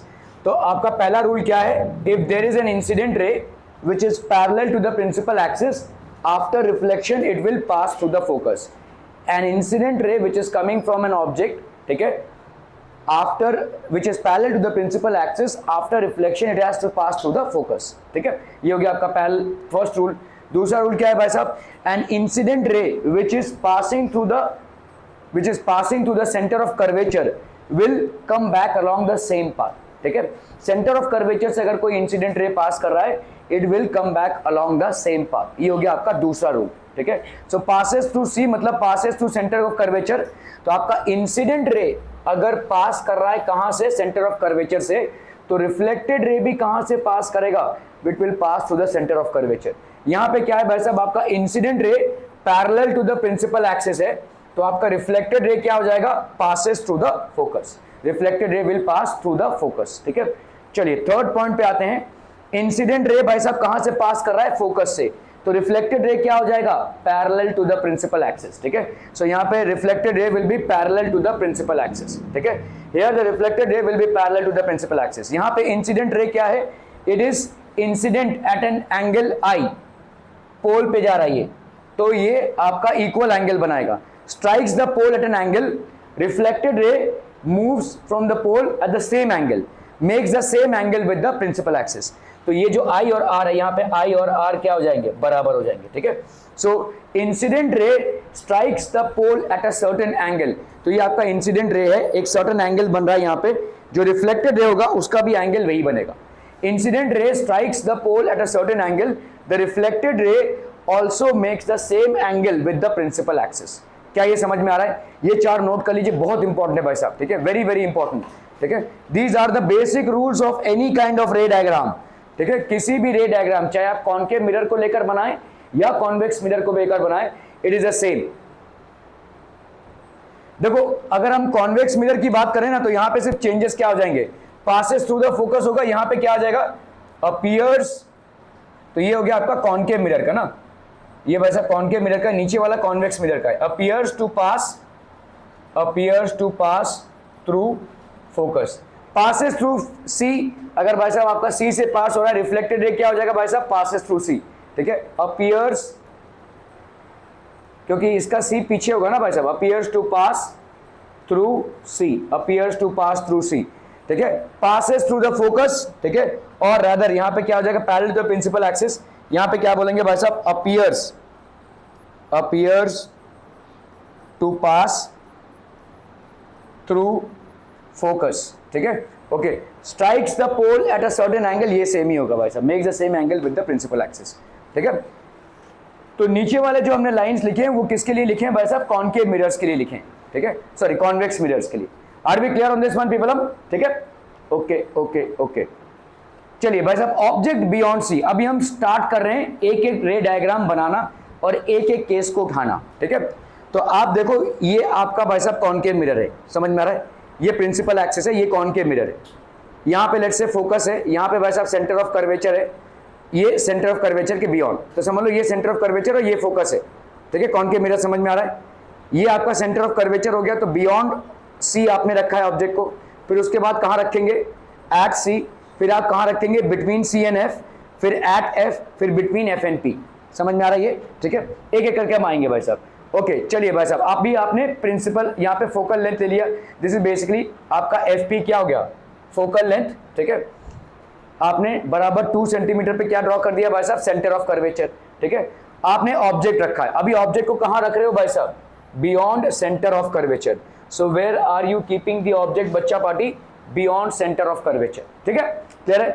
तो अभी अपन रे डायग्राम बनाएंगे, और किसी भी इमेज को सक्सेसफुली बनाने के लिए आपको कम से कम 3 रे डायग्राम बनाने पड़ेंगे। तो पहला क्या हो जाएगा भाई साहब, ये वाला रे लेंगे आप, रे ऑफ लाइट फ्रॉम द, ये आपका यहां से जाएगा तो ये after reflection it will pass through the focus. ठीक है, ये हो गया पहला। फिर दूसरा क्या लेंगे भाई साहब, तो लेट्स से यहाँ पे पहले हम ऑब्जेक्ट बनाते हैं, तो यहाँ पे हम क्या कर रहे हैं भाई साहब, a ray of light parallel to the principal axis, पहला रूल यूज कर रहे हैं, after reflection has to pass through where, through the focus. ठीक है, चलिए भाई साहब फोकस से पास करवा दिया। अभी इसकी मुंडी से एक और रे ऑफ लाइट लेंगे जिसको पास कराएंगे let's say centre of curvature से। अगर हमने सेंटर ऑफ कर्वेचर से पास कराया तो बाय रूल वो क्या होगा, उसी रास्ते वापस आएगा, जिस रास्ते वो गया है उसी रास्ते वापस आएगा। So ray of light which is passing through the centre of curvature after reflection will pass through the center of curvature। ठीक है, so let's see this, a ray of light which passes through the focus, पहली बात तो ये हो गई, after reflection will pass through the, यहाँ पे भाई साहब इधर से पास कर रहा है, देखो a ray of light ऐसा भी ले सकते हैं, a ray of light यहाँ से जा रहा है तो ये किधर से जाएगा, इधर से। अभी यहाँ पे दो जो मिल रहे हैं, तो यहाँ पे देखो ये मुंडी से निकला हुआ रे है, पहले वाला ब्लू वाला, और ये पिंक वाला ये भी मुंडी से निकला रहे हैं, तो ये दोनों मुंडियां यहाँ पे मिल रही हैं, तो ये आपका भाई साहब क्या हो जाएगा, ये हो जाएगा आपका इमेज। तो इरेक्ट ऑब्जेक्ट का किस तरह का इमेज मिल रहा है आपको, इन्वर्टेड इमेज। साइज बताइए, इसका साइज बड़ा है, इसका साइज छोटा, तो उसको हम क्या बोलेंगे, diminished image. Are we clear? What are the characteristics, तो पहले बताइए इमेज का कैरेक्टरिस्टिक क्या हो जाएगा, where is the image located. So पहला तो ऑब्जेक्ट कहां पे लोकेटेड है, तो आपको ये सारी चीजें बोलनी पड़ेंगी। ठीक है, ऑब्जेक्ट हो गया, यहां पे आप लिख रहे हो, और इधर आप क्या लिख रहे हो भाई साहब, इमेज। ठीक है, ऑब्जेक्ट कहां पे लोकेटेड है भाई साहब, बियॉन्ड सी। ठीक है, beyond C, beyond centre of curvature. Image कहां पे लोकेटेड है भाई साहब, बिटवीन सी एंड एफ। तो पहली बात तो आपने क्या बता दिया, पोजीशन बता दिया। ठीक है, अभी आप क्या बताओगे भाई साहब, हाँ साइज। चलिए साइज की बात करें तो यहां पे क्या साइज है बताओ, डिमिनिश्ड। इमेज भाई साहब क्या है, डिमिनिश्ड है। ठीक है, डिमिनिश्ड है। और बोलो क्या है भाई साहब, नेचर इन्वर्टेड है, इट इज इन्वर्टेड, उल्टा पुल्टा है। ठीक है, इन्वर्टेड है। और क्या हो जाएगा बोलो, रियल है, क्योंकि आपका मिरर के सामने है, so this will be real. ये सारी आपके भाई साहब क्या हो गए, इमेजेस। तो इसके पहले आपने क्या पढ़ा कि आप इमेजेस के कैरेक्टरिस्टिक्स को रे डायग्राम से प्रेडिक्ट कर सकते हो। अगर आपने रे डायग्राम को बराबर बनाया हो गया तो you will be able to predict the characteristics of the image. यही आपका इमेज का कैरेक्टरिस्टिक, किसकी पोजीशन कहां पे है, बिटवीन सी एंड एफ है, किस तरीके का नेचर है इसका भाई साहब, डिमिनिश्ड, इन्वर्टेड एंड रियल। ठीक है, क्लियर है? पोजीशन, साइज एंड नेचर, ये तीनों भी चीज आप प्रेडिक्ट कर सकते हो रे डायग्राम से। Position of the image is between C and F, what is the size, it is diminished and inverted and real. क्या ये समझ में आ रहा है? Are we clear on this one people? ठीक है, ओके। सो अभी हम कर रहे हैं भाई साहब, यहाँ पे इमेज बन गया इसका ए डैश बी डैश। हमेशा किसी ऑब्जेक्ट को अगर आप ए बी लिख रहे हो तो उसका इमेज क्या लिखोगे, A dash B dash. If you are writing the object as A B तो उसका इमेज हो जाएगा A dash B dash. Clear है, समझ में आ रहा है ये? ओके चलिए, तो यहाँ पे अपन क्या बोल सकते हैं, बोलो position of the image is between C and F. Object कहां पे है भाई साहब, सी पे है, तो position of the image is between C and F. चलिए भाई साहब, और क्या है, nature of the image is real. Why, it is in front of the mirror. जब भी आपका image at the back side of the mirror होता है उसको क्या बोलते हैं अपन, virtual. When it is in front of the mirror what do we call it, real. ठीक है, तो ये आपका हो गया भाई साहब रियल। और क्या है, और क्या है, व्हाट इज इन्वर्टेड। तो आप देखो यहाँ पे ऐसा है, यहाँ पे भाई साहब उल्टा है। ठीक है, दिस इज इन्वर्टेड। और क्या है बच्चा body, it is diminished. Size आपका डिमिनिश्ड है, मतलब जिस साइज का ये ऑब्जेक्ट है उससे ये डिमिनिश्ड साइज है, the size is diminished. Are we clear to this one people? Hmm ठीक है। सो ऑब्जेक्ट हो गया कहां, बियॉन्ड सी। इमेज हो गया कहां भाई साहब, between C and F. Object का इमेज का नेचर क्या हो जाएगा बोलो, real. By, because it is in front of the mirror. What else, it is inverted and it is diminished as well. ठीक है, क्या ये समझ में आ रहा है बच्चा बॉडी? ओके ओके ओके अभी ऑब्जेक्ट को भी ऐसे देखो देखो, पहले कहां थे हम, सी, बियॉन्ड सी में थे, अभी धीरे धीरे ऑब्जेक्ट को सामने ला रहे हैं, कहां तक लाएंगे, सी तक लाएंगे, ठीक है। तो अगर आप देखोगे सी पे अगर आप ऑब्जेक्ट को रखोगे तो सी पे ही इमेज बनेगा, ठीक है, वी विल सी दैट। और इकलौता पोजीशन है जहां पे आपका साइज ऑफ ऑब्जेक्ट और इमेज ऑफ ऑब्जेक्ट सेम हो जाएगा। सी इकलौता पोजीशन है जहां पे साइज ऑफ ऑब्जेक्ट और साइज ऑफ इमेज आपका सेम हो जाएगा। सो लेट्स सी दिस, ठीक है, ओके। सो यहां पे आपने भाई साहब मिरर बनाया, ये हो गया इसका पोल, हाँ तू घड़ी देखते रहे भाई साहब, तू घड़ी देखते रहे, ठीक है, पोल, फोकस और ये सेंटर ऑफ कर्वेचर। यहां पे आपने ऑब्जेक्ट को रखा है कहां पे, सेंटर ऑफ कर्वेचर पे, ठीक है, सेंटर ऑफ कर्वेचर पे अगर आपने रखा है, अभी आप पहला क्या रूल अप्लाइंगे, एक रूल बताइए, 4 रूल पढ़े हैं ना आपने, उसमें से एक रूल बताइए क्या होगा, a ray of light parallel to principal axis after reflection passes through the focus. Simple, आप एक रे ड्रॉ करेंगे जो इस प्रिंसिपल एक्सिस के पैरेलल हो, after reflection it will pass through the focus, ठीक है। तो चलिए भाई साहब हमने एक रे ऑफ लाइट ड्रॉ किया, this ray of light is essentially parallel to the principal axis, so after reflection it has to pass through the focus, clear है, ओके। दूसरा क्या हो जाएगा बोलो, passing to the focus will be parallel to the principal axis, so a ray of light which is passing through the focus will be parallel to the principal axis। चलिए इसको देख लेते हैं भाई साहब, a ray of light passing through the focus after reflection will be parallel to the principal axis, ठीक है। ये दोनों यहाँ पे मीट कर रहे हैं तो इसको ड्रॉ कर दो भाई साहब, ये हो गया आपका उल्टा, है ना। अभी आप देखो, अभी आप बताइए पोजीशन क्या है, what is the position of the image at C, position of object क्या है at C, position of image क्या हो गया एट सी, ठीक है। साइज ऑफ इमेज बताइए, same size as the object, यहां पे ए बी हो गया इसका साइज और बी सी हो गया इमेज का साइज, तो इमेज साइज इज सेम। और बताइए इमेज के बारे में क्या बोल सकते हैं, इमेज इज रियल, रियल क्योंकि भाई साहब मिरर के सामने वाले जितने भी इमेजेस होंगे वो रियल होंगे, मिरर के पीछे बनते हुए इमेजेस क्या होंगे, वर्चुअल, तो this is a real image. और क्या हो जाएगा बोलो, इन्वर्टेड, ठीक है। So object at C, image at C, image is real, inverted and of the same size as the object, ठीक है, क्लियर है, ओके। तो आपका भाई साहब ये हो गया ए डैश बी डैश, तो अपन क्या बोल सकते हैं, इमेज इज एट सी। और क्या बोल सकते हैं भाई साहब, nature of image, nature of image पहली बात तो ये रियल हो गया, क्यों, क्योंकि ये मिरर के फ्रंट में बन रहा है। दूसरा क्या हो जाएगा, इट विल बी इन्वर्टेड, ठीक है भाई साहब, ये ऑब्जेक्ट है, ये भाई साहब इन्वर्टेड इमेज इसका बन रहा है। और क्या हो जाएगा बोलो, same size as the object, it will be same size as the object. Are we clear, clear on this one, okay okay okay.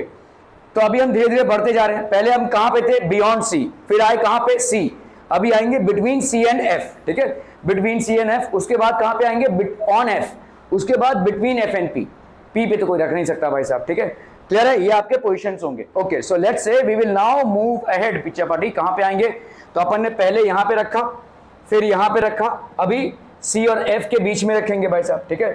तो लेट्स से ए बी हमने ऑब्जेक्ट को रखा, तो पहला आपका क्या हो जाएगा, वही सेम चीज, a ray of light which is parallel to the principal axis after reflection passes through the focus, a ray of light which passes through the focus after reflection is parallel to the principal axis, a ray of light which passes through the center of curvature is retracing its path along the same path, ठीक है।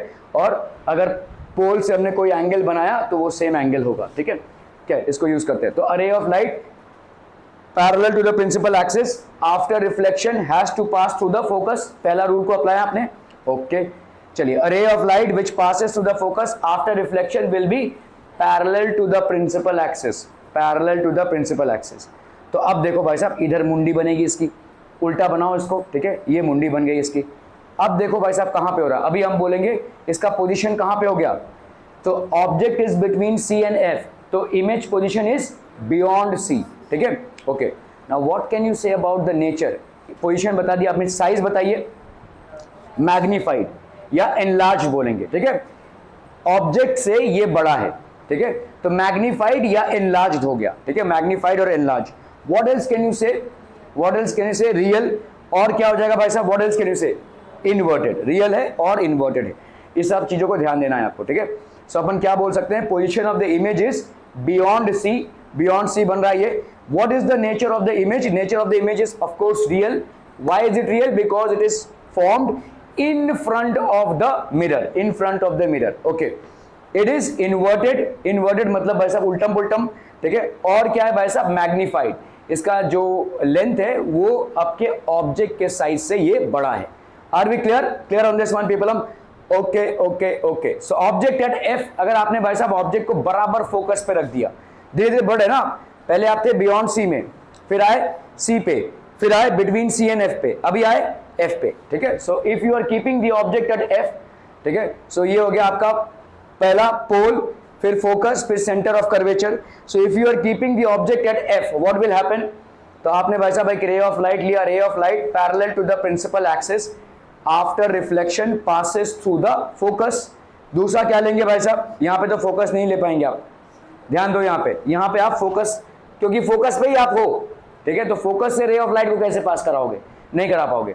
तो अभी आप दूसरे को लेंगे। दूसरा property क्या था आपका, देखो, a ray of light which passes through the centre of curvature is actually reflected back. तो अभी आप क्या करोगे भाई साहब, ये सेंटर ऑफ कर्वेचर से भी पास नहीं कर सकता, लेकिन क्या हम ऐसा ले सकते हैं, एक इमेजिनरी रे ले लिया मैंने और ये रे ऑफ लाइट ले लिया, ठीक है। अगर ये रे ऑफ लाइट है, it appears to pass through centre of curvature, तो इधर से गया और इधर से ही वापस आ रहा है, ठीक है, इधर से गया और इधर से ही वापस आ रहा है, क्योंकि a ray of light which passes through the centre of curvature और appears to pass through the center of curvature is reflected back along the same path, ठीक है, जिस पाथ वो इंसिडेंट था उसी पाथ पे वो रिफ्लेक्टेड बैक होगा, ठीक है। Okay, so let's look at this people, ठीक है। So a ray of light, अभी अपन क्या कर रहे हैं भाई साहब, a ray of light which is passing through the centre of curvature. Obviously यहां से रे ऑफ लाइट नहीं आ रहा है, रे ऑफ लाइट यहां से आ रहा है, लेकिन हम इमेजिन कर रहे हैं कि अगर इसको पीछे खींचा तो ये सेंटर ऑफ कर्वेचर से पास करेगा, ठीक है। तो ये क्या हो जाएगा भाई साहब, आपका इमेज। अभी ये इमेज भाई साहब बनेगा ही नहीं, क्यों नहीं बनेगा, क्योंकि इमेज बनने के लिए इससे पहले आपने क्या देखा, इन दोनों रेज का मिलना जरूरी था, लेकिन क्या ये दोनों रेज मिलने वाले हैं? They are not going to meet up because they are parallel rays. भाई साहब ये पैरेलल रेज है और पैरेलल रेज कहीं पे मिलते ही नहीं है, दे नेवर मीट अप, ठीक है। तो यहाँ पे इमेज बनना ही नहीं है, इमेज बनना ही नहीं है, मतलब कहां पे बनेगा इमेज, इनफाइनाइट डिस्टेंस पे। तो ये क्या हो जाएगा आपका, infinity. The image is going to form at infinity, ठीक है। तो आपका भाई साहब पोजीशन ऑफ इमेज क्या हो जाएगा, position of image here will be infinity, ठीक है, क्योंकि बनने नहीं वाले ये। नेचर ऑफ इमेज क्या हो जाएगा, किधर बनेगा इमेज, सामने या पीछे, तो आपका रियल होगा ये, दिस विल बी रियल, ठीक है। ओके, चलिए और क्या बोल सकते हैं भाई साहब आप, इन्वर्टेड होगा, इन्वर्टेड होना ही होना है, क्योंकि भाई साहब इस रे को देखो और इस रे को देखो, ये आपका उल्टा ही आएगा, दिस विल बी इन्वर्टेड और हाईली मैग्नीफाइड, ठीक है, बहुत ज्यादा मैग्निफिकेशन होगा इसका, इतना ज्यादा मैग्निफिकेशन कि ब्लर हो जाएगा पूरा, ठीक है, इतना ज्यादा मैग्निफिकेशन होगा कि ये ब्लर हो जाएगा। आप अपने मोबाइल के स्क्रीन पे जो कैमरा है उसको भाई साहब कभी कभी इतना उसको जूम आउट करोगे कि एकदम ब्लर हो जाता है, देखो उस टाइप का हो जाएगा ये, highly magnified, this will become highly magnified, ठीक है।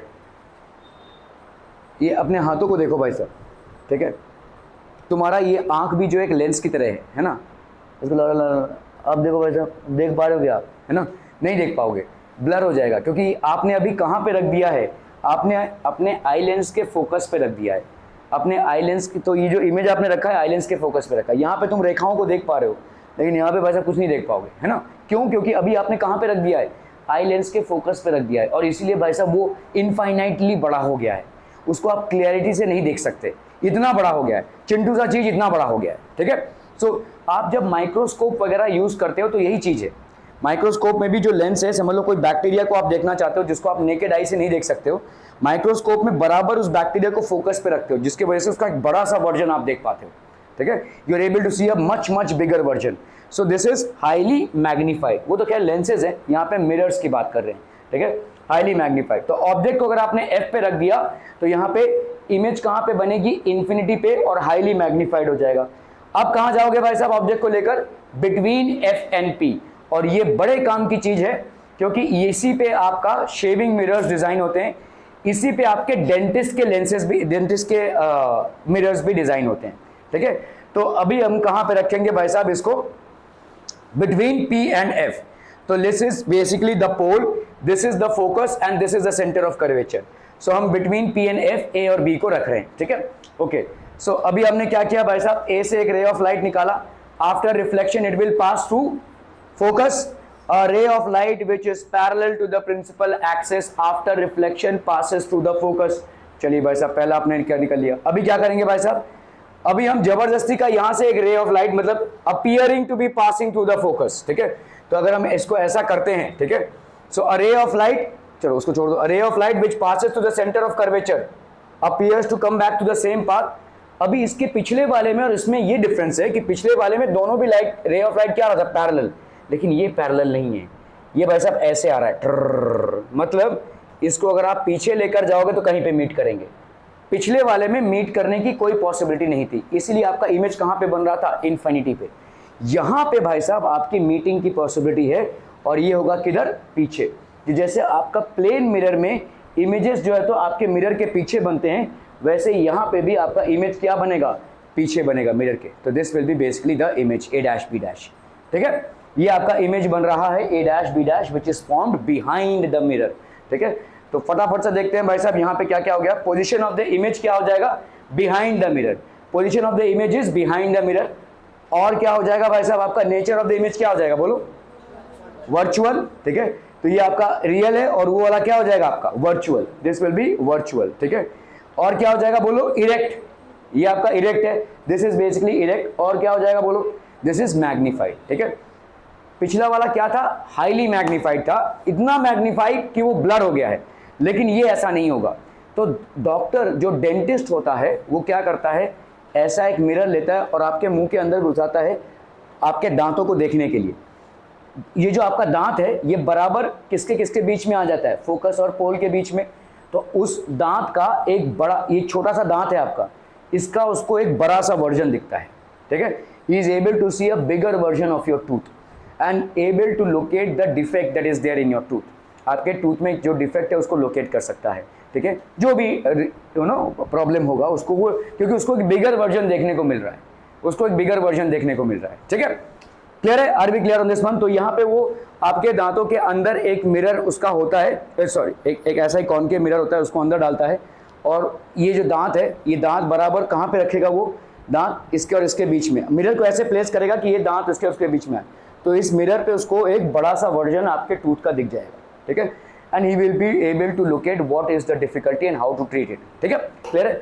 जैसे शेविंग मिरर्स में भी जो शेविंग करते हैं तो मिरर्स जो यूज़ करते हैं वो भाई साहब ऐसे रखते हैं, तो मिरर्स जो है आपके इसके बराबर जो आपका गाल है वो इसके फोकस पे रहता है। तो आपको भाई साहब दिख जाता है कि if there are any leftovers of the shaving process, ठीक है। तो ये हो जाता है आपका मैग्नीफाइड इमेज मिल जाता है आपको, ठीक है। So are we clear on the 3 rules that we have, rather 4 rules, ठीक है। ओके ओके ओके,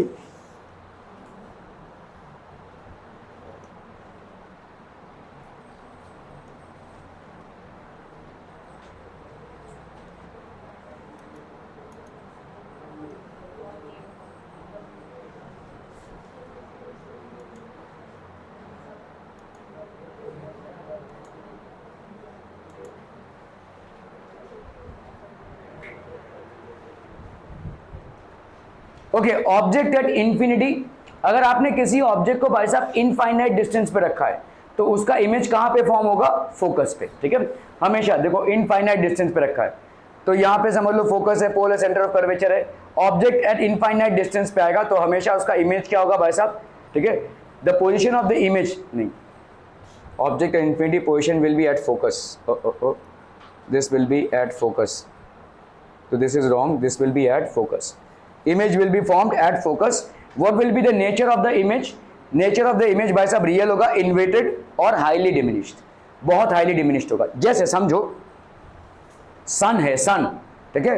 किसी ऐसे मिरर के सामने सन को रखा, अगर आपने, सन से रेज आएंगी और ये कन्वर्ज होंगी कहाँ पे, फोकस पे। इस फोकस में अगर आपने कोई माचिस की तीली, उसकी मुंडी रख दी यहाँ पे, वो अपने आप जल जाएगा, ठीक है, वो अपने आप जल जाएगा। या कोई सोलर कुकर रख दिया तो उसमें खाना अपने आप पकेगा कुछ देर में, क्योंकि पूरा सोलर एनर्जी जो है, पूरा सोलर एनर्जी चितर बितर ना होके एक जगह पे कन्फाइन हो रहा है, ठीक है। वो चीज़ भाई साहब, अगर कोई अंडा रख दिया तो उसका ऑमलेट बन जाएगा भाई साहब, ठीक है। अंडा फोड़ के रख दिया अगर आपने तो अपने आप उसका ऑमलेट बन जाएगा, ठीक है। So that because what will happen is the entire sun's energy will get converted here. तो यहाँ पे इन्फिनिटी नहीं होगा, this will be at focus, real, inverted and this will be highly diminished. मतलब पूरे सन को आप यहाँ पे टुन्नू सा देखेंगे, समझ में आ रहा है, हाईली डिमिनिश्ड। इतना बड़ा सन है ठीक है, उसका इतना हाईली डिमिनिश्ड इमेज आपको दिखेगा अगर ऑब्जेक्ट इनफाइनाइट डिस्टेंस पे है तो।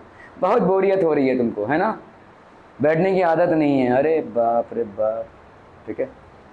Okay, so revise lens ray diagrams in 3 minutes. भाई साहब देखिए फटाफट, position of the object at infinity, अगर इनफाइनाइट डिस्टेंस पे है तो image of the object is where at focus, highly diminished, ठीक है।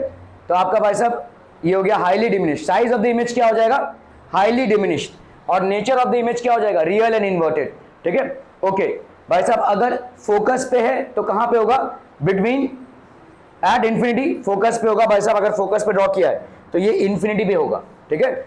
और क्या होगा बोलो, हाईली मैग्नीफाइड, हाईली मैग्नीफाइड, और यहां पे क्या हो जाएगा भाई साहब, रियल एंड इन्वर्टेड, ये तो सही है, ठीक है। अगर बियॉन्ड सी है, बियॉन्ड सी है तो ये कहां पे बन रहा है भाई साहब, बिटवीन सी एंड एफ, ठीक है, डिमिनिश्ड है और रियल एंड इन्वर्टेड है।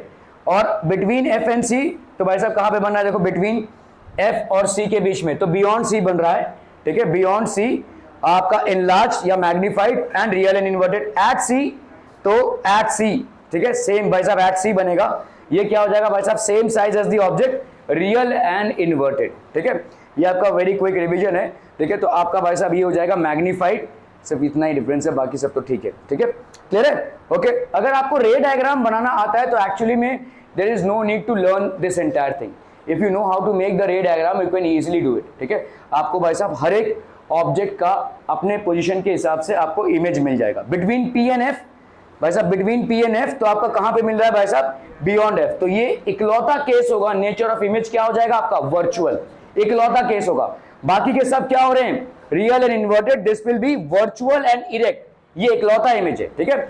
जब भी आपको ऐसा घुमाकर क्वेश्चन दिया जाए कि you know there is a mirror, it has not been specified, एक मिरर है, उसके सामने आप ऑब्जेक्ट को रख रहे हो, ऑब्जेक्ट का हाइट है 10 सेंटीमीटर, आपको जो इमेज मिल रहा है वो 30 सेंटीमीटर का है और वो वर्चुअल इमेज है, तो आपको फटाक से कोरिलेट करना पड़ेगा भाई साहब ये जरूर कॉनकेव मिरर होगा।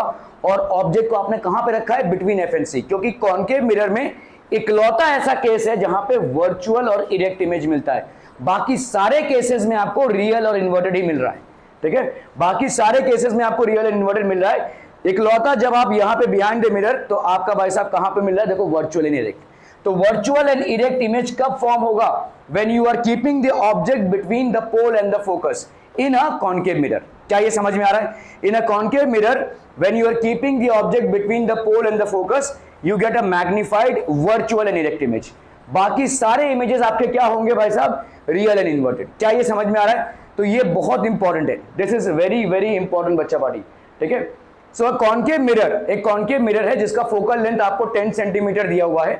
Where should an object be placed in front of this concave mirror so as to obtain an image which is real, inverted and at the same size as the object? ये कब होता है, जब आप C पे रखते हो, ठीक है। तो C कितना होगा यहाँ पे, देखो यहाँ पे रेडियस ऑफ कर्वेचर कितना हो जाएगा, radius of curvature is how much, इसका डबल है ना, radius of curvature twice of focal length, that is 2 into 10, that is कितना हो गया 20 सेंटीमीटर। तो when you are keeping an object at 20 centimeter from the mirror, then you will obtain a real, inverted and an image of the same size, क्योंकि जब आप इसको C पे रखते तो ही ऐसा होता है, ठीक है। ओके, सो concave mirror है, the image formed by a concave mirror is real, inverted and of the same size, then the object must be placed at the center of curvature। तो आपका F कितना है भाई साहब, 10 सेंटीमीटर है, तो आपका radius of centre of curvature क्या हो जाएगा, centre of curvature is twice of F, तो this will be 2 into 10, that will be 20 centimetre. तो आपका यहाँ पे कितना हो जाएगा, 20 centimetre. Are we clear to this one people, हम समझ में आता हूं, okay okay okay. Thus the object should be placed at a distance of 20 centimetre in front of this concave mirror। तो इस concave mirror के 20 सेंटीमीटर आगे इसको रखना है, ठीक है। ओके ओके ओके, एक और सवाल देखते हैं। We wish to obtain an erect image of an object using a concave mirror। कब फॉर्म होगा ये इरेक्ट इमेज, एक ही केस में फॉर्म होगा, when it is kept between P and F, between P and F, ठीक है। Focal length कितना दिया हुआ है आपका 15 centimetre. What should be the range of the distance of the object from the mirror? तो between 0 and 15, between P and F, ठीक है। तो डिस्टेंस कितना होना चाहिए, between 0 and 15। What is the nature of the image? Virtual, erect, is the image larger और smaller than the object? Obviously larger. Draw ray diagram, तो आप भाई साहब यहाँ पे कर लो, इन ऑर्डर टू, तो आपका भाई साहब यहाँ पे क्या मिल जाएगा, this will be the object. In order to obtain an erect image of an object with a concave mirror, the object should be at a distance less than its focal length. Here the focal length of the concave mirror is how much? 15 centimeter. The object should be placed at any distance which is less than 15 centimeter from the mirror. The nature of the image will be what? Virtual and erect. ये हो जाएगा nature of the image. The image will be larger than the object. ठीक है? Okay, okay, okay. Sunita takes a mirror which is depressed at the center and mounts it on a mirror stand. An erect and enlarged image of her face is formed. Erect image form हो रहा है और enlarge image, मतलब उसने अपने face को कहां रखा है? Between pole and focus. ठीक है।